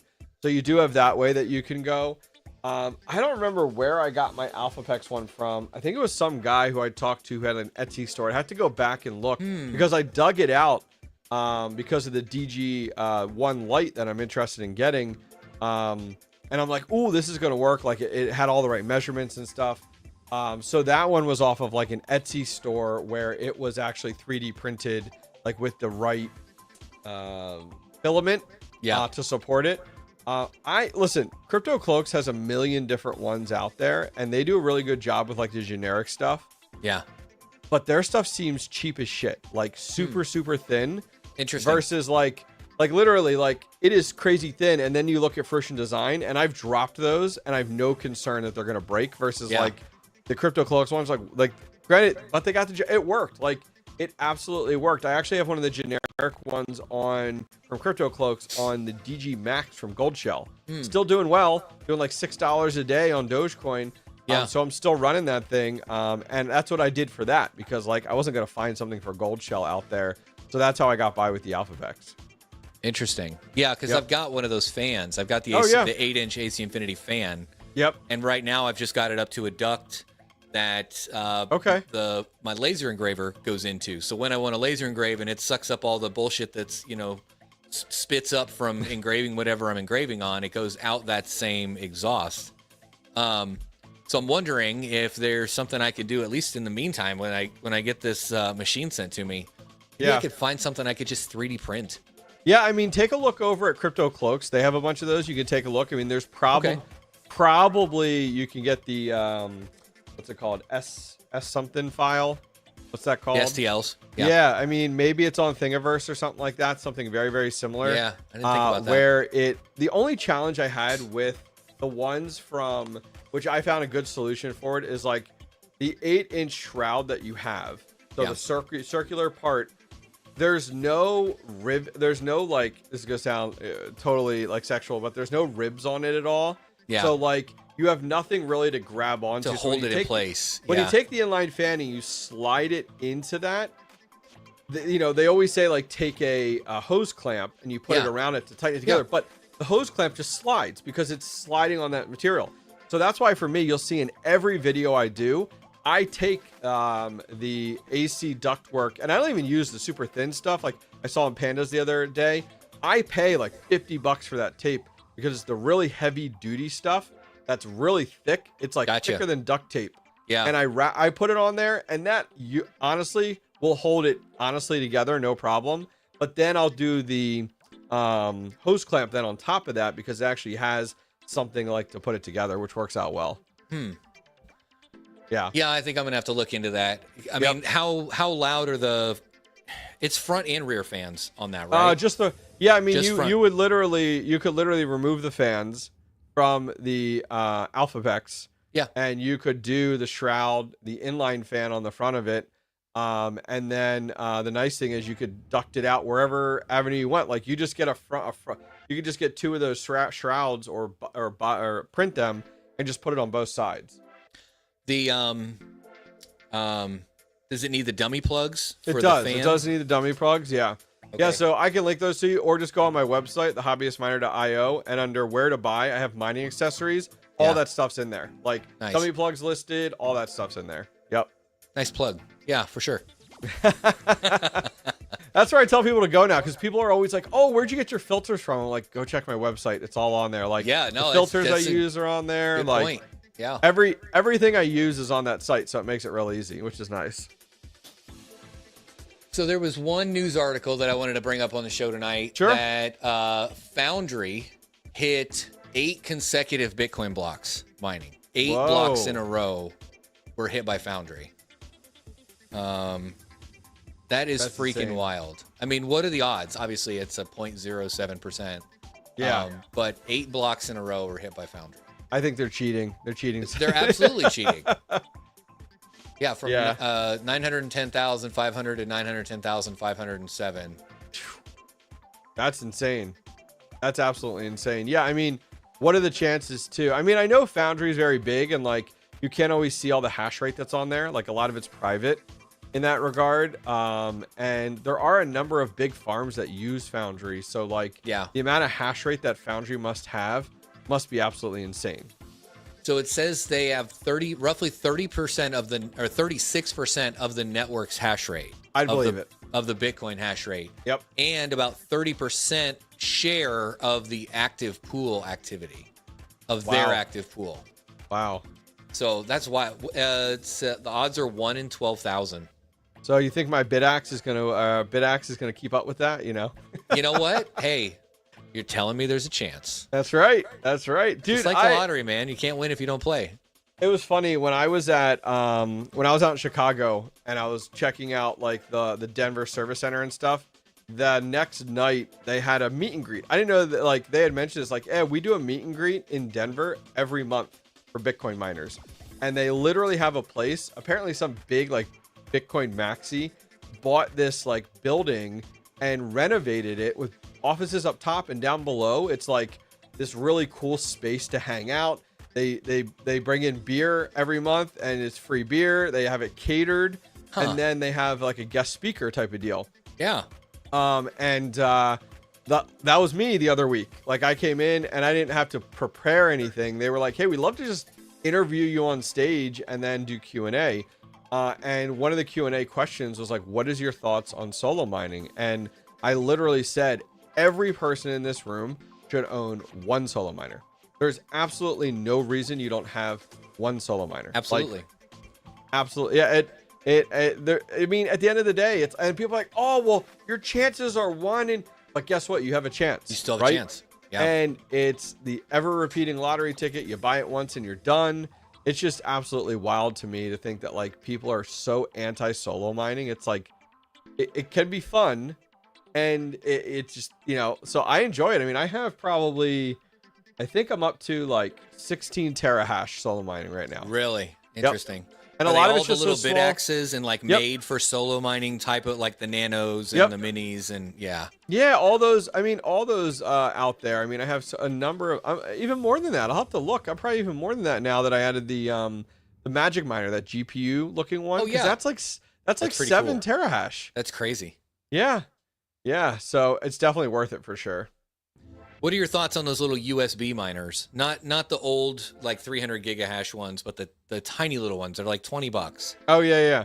I mean, people. The only thing I hear about that is people saying like, "Hey, it's so small that like your chances are just like absolutely insane." It's the same. Why not go for it? You know what I mean? Like I like them because they're like fun to tinker with. Yeah. Like, but that's it. Like. Yeah, I think it's a hard part for a lot of people. It's definitely a hard one for a lot of people to be like, oh, it's fun. No, it needs to make money. It's like, no, it doesn't. Like, you're not going to notice it on your power bill. You plug in a BitAxe or a couple of those, you know, upwards of 100 watts max. You're really not going to notice it on your power bill.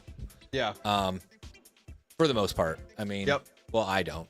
No, I mean, they barely use any watts to start with. So you're kind of in a good spot for sure. And that's the nice thing is I think solo mining allows people to participate in the network and like kind of get their feet wet and understand how everything works.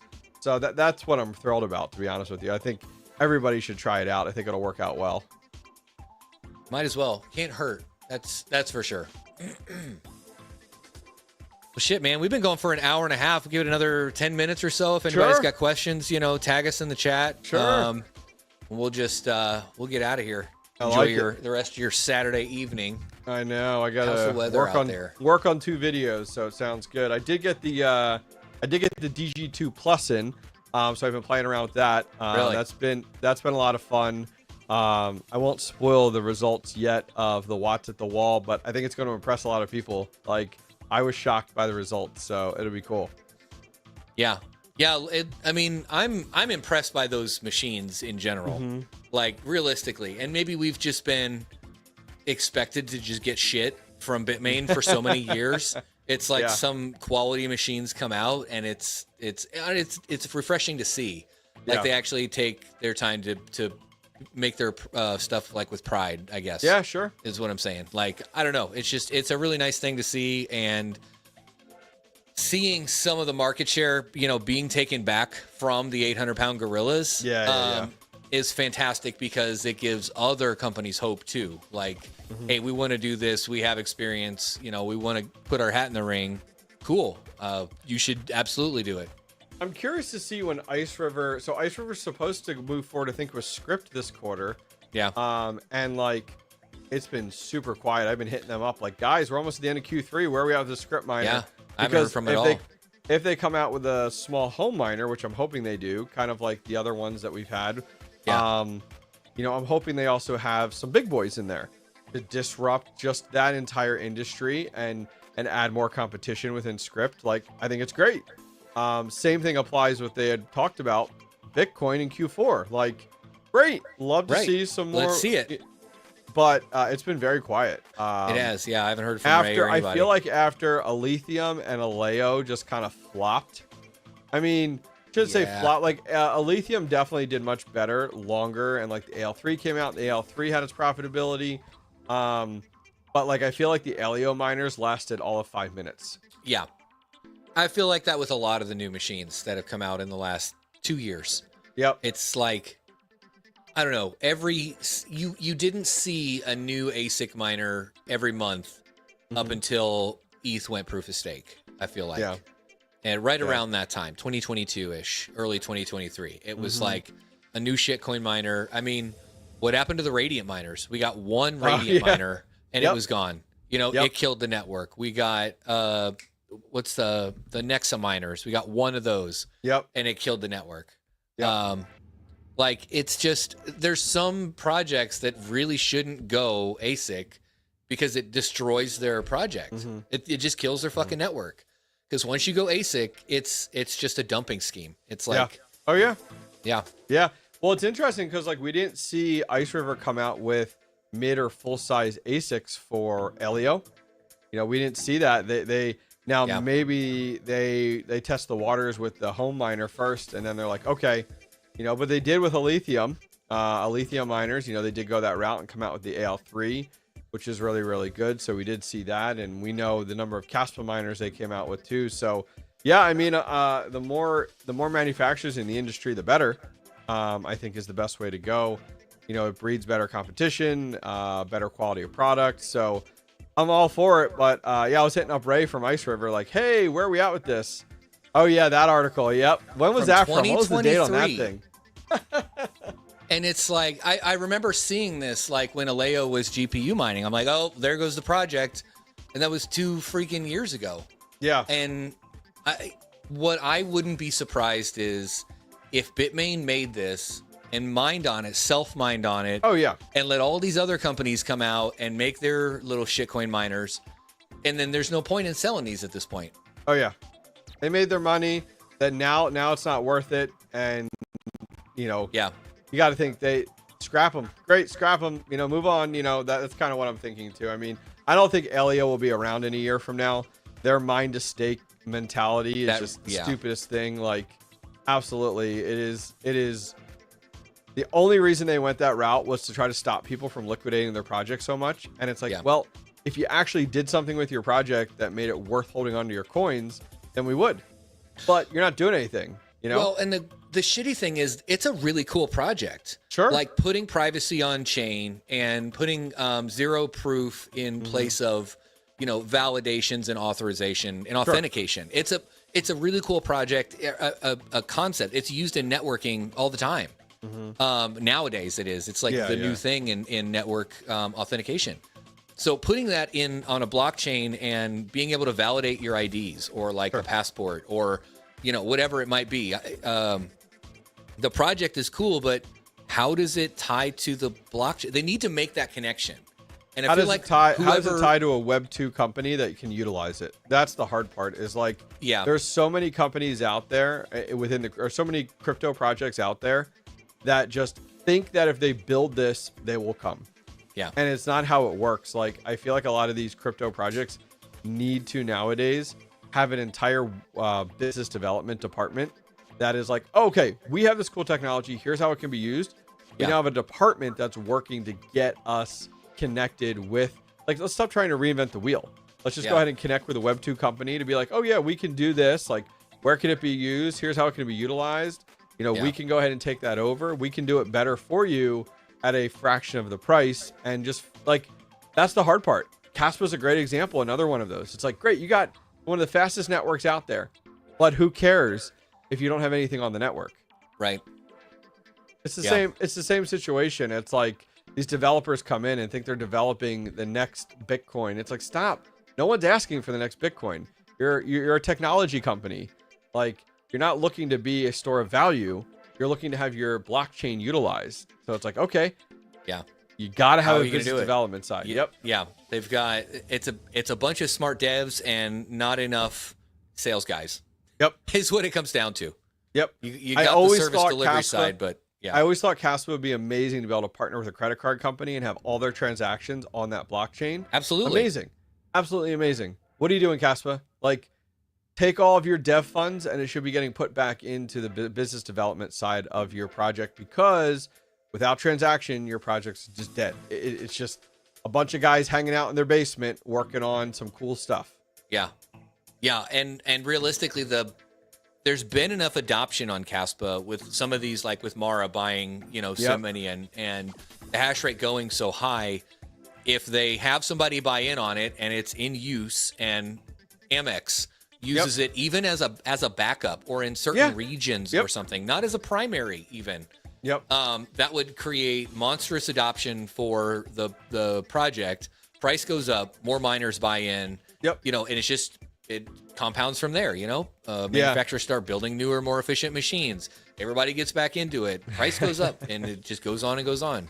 Just looking around in chat, says very few blockchains have any sense of generating revenue. Well, and that's the thing is like, it's not just revenue. Like, I agree with you 100%. Like, that is the same thing applies to the fact of like them not having any business sense at all. And they're like, well, we don't have to. We're building this project in crypto. And it's like, I get it.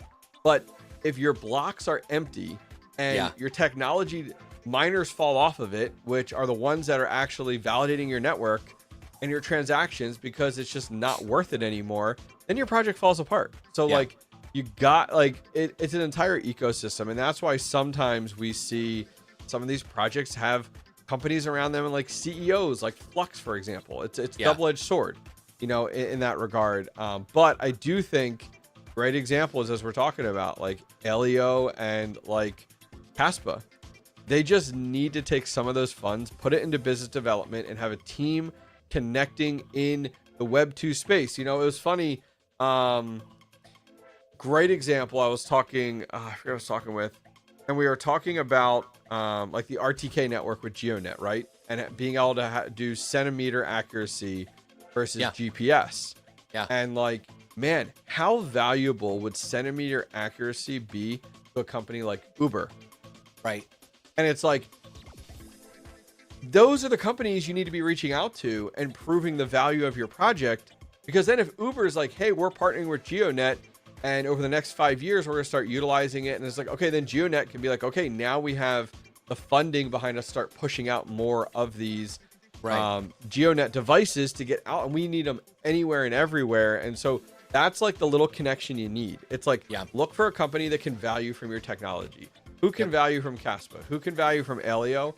And like, they need to do the legwork. Uber's not going to come out and reach out to you and be like, oh, I heard about your technology. I'd like to utilize it. No, you need to go out there and sell yourself. Yep. Yeah. So I wonder on that, like, if these blockchains, I guess we're brains working faster than mouth. Why would Uber say that they're working with this blockchain company? Yep. Right. Like, Hive Mapper, right? They say they've got these couple of really big companies that they're selling all this data to, which is how they're able to continue funding and create the B and all of this stuff. But they don't talk about who they're partnering with. Yeah. So the challenge is that a lot of the times they don't have like a joint media announcement. Yes. And when it's joint, usually that means when like a bigger company like Uber, they're not valuing as much from GeoNet versus the other way around. Then GeoNet's cutting them in on mass discounts or mass avenues, you know, in order to get them to do it. So that's where it's definitely like, you got to have those business savvy people on your team to be able to negotiate that and such. And that's, where it's like, okay, fine, Uber's not going to make an announcement, but GeoNet is tagging Uber and Uber is willing to retweet that or an article, whatever it may be. Like that's the stuff, but that's what moves coin prices. Like, that one decimal point that everyone's waiting on for different projects. It's like, dang, like you absolutely need that to happen. I mean, it's funny, like I hear GeoNet and I hear all about like the great thing about, oh, well, like think of the lawnmowers that run on the RTK network. why are we going for such small little fish about Right. specific lawnmowers that run on the RTK network? Go for the big fish out there. Where does accuracy have to be the most important thing in the world?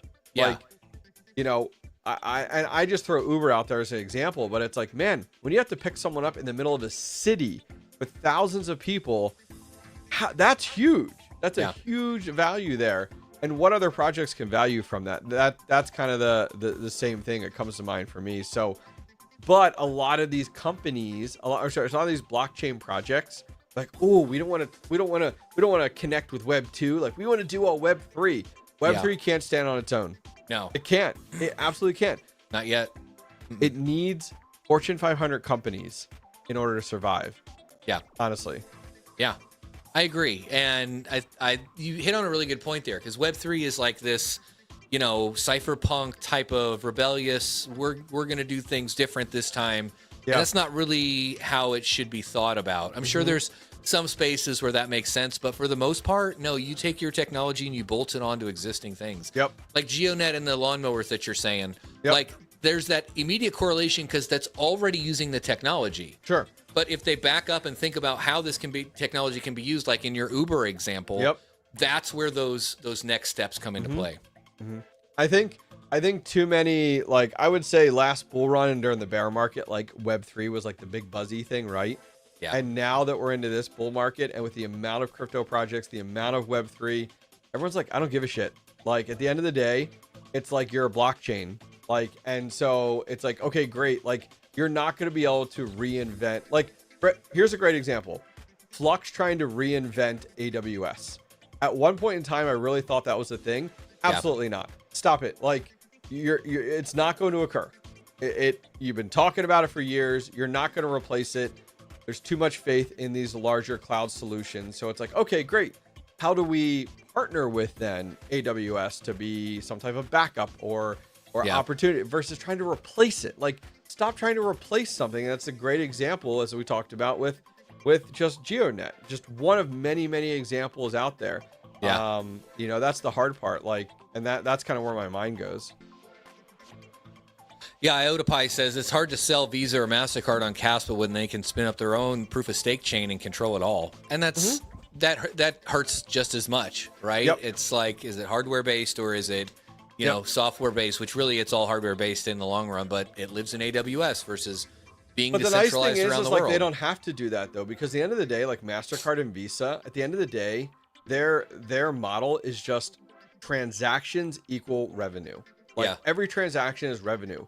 So why would they spend the money when there's already the technology out there? Yeah. Like, Web 2 companies, big Fortune 500 companies, have no problem partnering with other companies to fulfill that type of solution. Like, that's where, you know, that's what you have to think about, is for them, it doesn't make it's completely fine. Like, not an issue at all.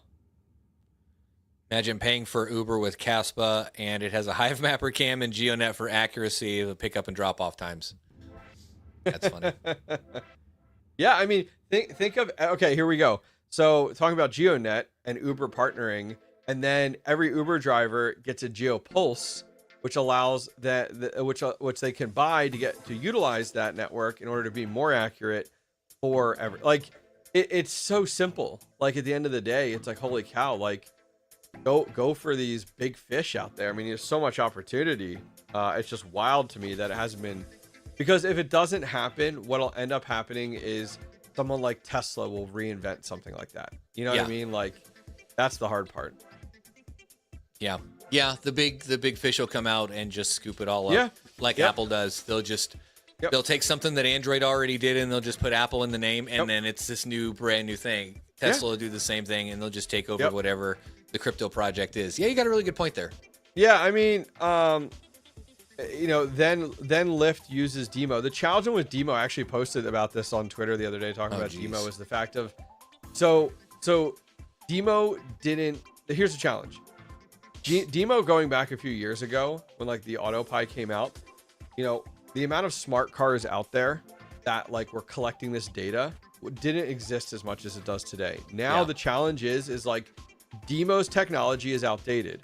There's every new car that comes out is collecting data nowadays, and like a lot of them are smart cars, and so they're collecting data. Like, you actually have to go in and opt out not to have your data, but they're monitoring everything under the sun that you're doing with your vehicle. And then some. And so that's exactly what Demo is. Demo is just, they're just collecting data. So the downside is like what Demo has that other companies don't is like the fact of they have all this data from previous models before smart cars. Yeah. And that's really where it's at and where the value is in Demo.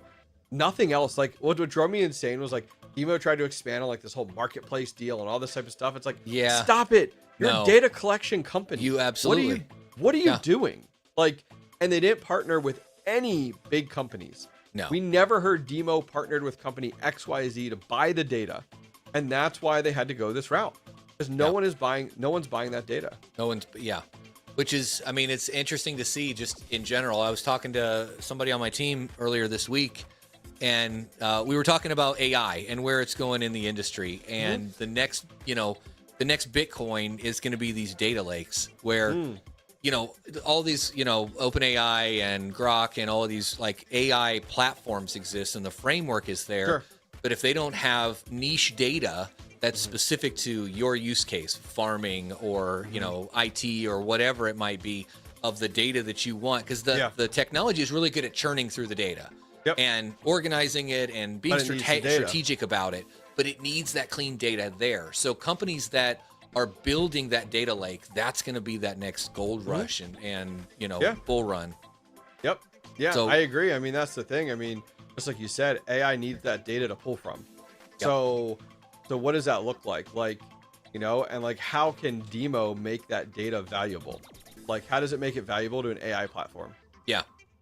They have it all. That's the best part. They already have so much data. Yeah. And if they can get somebody to buy the data, then they can make new platforms that go out to other vehicles or other avenues, maybe not even vehicles, but something else that's, how do they very resell that data-collective. data? How do they resell that data to automotive manufacturers out there looking in their research? Like, you're looking to use AI from a research perspective to develop the next car. And it's like, okay, I want to look at cars for the last 20 years and I want all that data. Like, oh, this company has it out there. Great. Resell that data. Like, you don't need to try to like be something you're not. You're a data collection company and that's all you are. Yeah. And there's nothing wrong with that. That's who you are. Yeah. I think at one time there really was very, very much something wrong with that, right? When Facebook was new and MySpace was new, and it was, I think civilization and us as people have come so far where like, we expect to always be watched and listened to. Our phones are always listening to us for keywords all the time, which means they're always collecting data. They're always pinging something in the network somewhere to know where you are at all times. And we've just accepted that. That's a part of life these days. And the people that don't accept that, those are the weirdos now, right? So it's like, there's nothing wrong with being a data collection company. Just like there's nothing wrong with Google being an advertising, a marketing company. That's what makes their money. It's funny to think that like if Demo from the start was not trying to like mask themselves as something they weren't. Like at the end of the day, I was saying this the other day that like Demo really didn't need to get involved in blockchain. No. They ended up using it as a payment method to kind of pay their operators. The people that were running those devices, they were like, okay, we need a method to pay them because we don't have the capital to pay them. So we're going to develop this crypto and we're going to pay them in this crypto, that's the reason they went that way, was because of that. So the challenge is that if Demo stayed at its roots, that was like, okay, listen guys, we have this new project. It's called Demo. You put this device in your car, it collects your data, and then we resell that data to big companies and we partner with big companies for that data. That's your company in a nutshell. But they tried to make themselves look like the Tesla of the industry. And it's like, no, like all the crap they went through. Like, it's like, dude, what are you doing? Like, at the end of the day, you could have made this very, very simple. Instead, they overcomplicated it. And now it's like, you don't even need blockchain anymore. You're literally having people pay to run your devices. Right. DJ Mines is here. What's up, buddy? Good to see you. He says, I'm going to miss the easy Demo money. It was easy money. You plug it in and literally, unless it broke, there was nothing that you had to do. But pay $7.50 every month and you can have that easy money. And that's wild. And they have like a light version now too that it's like $3 or something, but you can still mine or you can still earn with it, but you can't use any of the other products. Yeah. Which half of that shit never worked on my Jeep anyway. And I Yeah. said that on a live Yeah. stream, and somebody's like, "Oh, well, you got to reach out to them." I don't want to fucking do that. Yeah. I just want it to yeah, work. yeah, yeah. I want them to send me an alert that says, "Hey, we're sending an update because we noticed this thing is broken." Oh. I'm not going to reach out to you for this thing that barely pays me as is. You want my Yeah. data. Your product should be working as expected to gather that data. Yep. I haven't even like touched my AutoPi, or in my car I have the LTR R1, I think it's called. R1, yeah. Yeah, and I haven't touched that at all. It's just still sitting in my car. I'm like, all right, great. And like, perfect, sounds good. But like, I've sold none of my demo. I never have sold any of it. I've just held on to it. And now I completely regret it, because when you look at demo, it's just like a downhill slope. Yeah, it's Phew, just and not it's like, worth. oh, like shoulda got out, shoulda, coulda. You know, we say that about all these different crypto projects. But the nice thing is like, it didn't cost me anything other than the product. So I'm like, Yeah. okay, it's not the end of the world. Yeah. It would have been nice to get out when it, when I could. Yeah, DJ, pay 7 to make 4. No, it didn't make sense. Come on. So high root. What's that? I know. Come on. Doesn't that make sense to you? Isn't that math? Sound math? That math ain't mathin'. They at least need to. And I mean, I guess I get it. As people fall off the network, the rewards will increase for those around, everybody else that's still involved with it. Yep. I don't see enough value in paying for it. Yeah. Like the value was the crypto that I earned from it by giving them my piece. Yeah. I'm not paying for it. Fuck A that. project I'm looking at to get more into that's been around for a while, but has got a lot more partners on it, completely opposite of like Demo we were talking about, or even like GeoNet there, is actually Helium Mobile's indoor hotspots.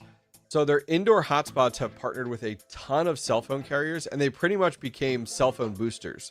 Like, so back in the day, for those of you guys not familiar, if you wanted to have a cell phone booster in your company, you had to put a massive antenna on your roof and then run it down to actually where this like access point was. Well, now Helium Mobile, the indoor unit, that's only $250. You plug into the internet, like Ethernet, and then it actually is a cell phone booster, not necessarily from a signal perspective, but your device will actually bounce to it if it's supported, just like any other cell phone tower is, and utilize that when it's localized. Interesting. So completely seamless, entirely seamless. And a lot of those are rewarded based off of the usage in the area. Yeah. So for me, I'm like, dang, like everyone was like, oh, Helium Mobile, whatever, Helium, whatever. But they have like AT&T is on with them now. T-Mobile is on with them now. They've started to go in other countries. Like it for $250, that's a really good price. So I'm starting to look at those more and more. I don't have an indoor one, but I'd like to get one and try to find places that I can put them, that I can partner with, like as I talked about in my one video, like a pizza shop that has high foot traffic. That awesome would be perfect, Yeah, that's actually a really good idea. There's it's a little town here, so it's a bunch of this, like there's a strip. It's got all the little shops in that you walk in between and stuff. That's and just not sell a it bad as idea. a cell phone booster. Like that's literally what I'm going to tell the pizza shop when I get one. Is like, hey, I got this cell phone booster. I'll throw it in your place entirely free. I just need to plug into Ethernet, and you're good to go. Yeah, Awesome. Like that's what and you your don't- customers will have better service. It's not crypto. It's not like you literally just tell them it's a cell phone booster. That's exactly what it is. So that's what I'm thinking about doing with a few places that like mom and pop places that I know the owners and stuff. And I'm like, this would be perfect. Like, heck yeah. Like great way to go. Not a bad idea. Yeah. Yeah, if you can get the buy-in on it, for sure. Yep. Exactly.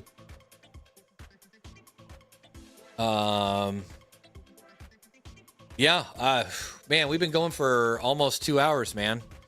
Thanks for joining me tonight, hobbyist. I really appreciate it. I blame you, Shooting the shit, buddy.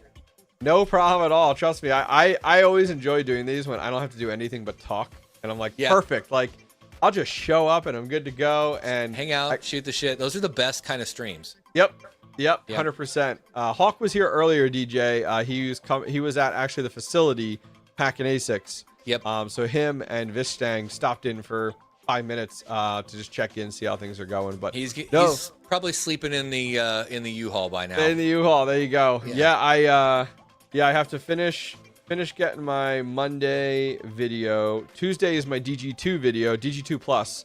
Nice. video, which will be cool. Then Wednesday I have a video with Greater Good Mining. Oh, cool. A little spoiler on that title is Caspa the next Bitcoin? So that was a really good conversational piece, especially with somebody who's so knowledgeable on Caspa. Yeah. So that'll be a lot of fun. Yeah, he's been into it a long time. I think. Yeah. I think that'll be a good one. Definitely, guys, go check out the Hobbyist Miner. Subscribe if you haven't. I'm sure you are. But thanks for joining tonight, and we'll see you guys next time. Thank you.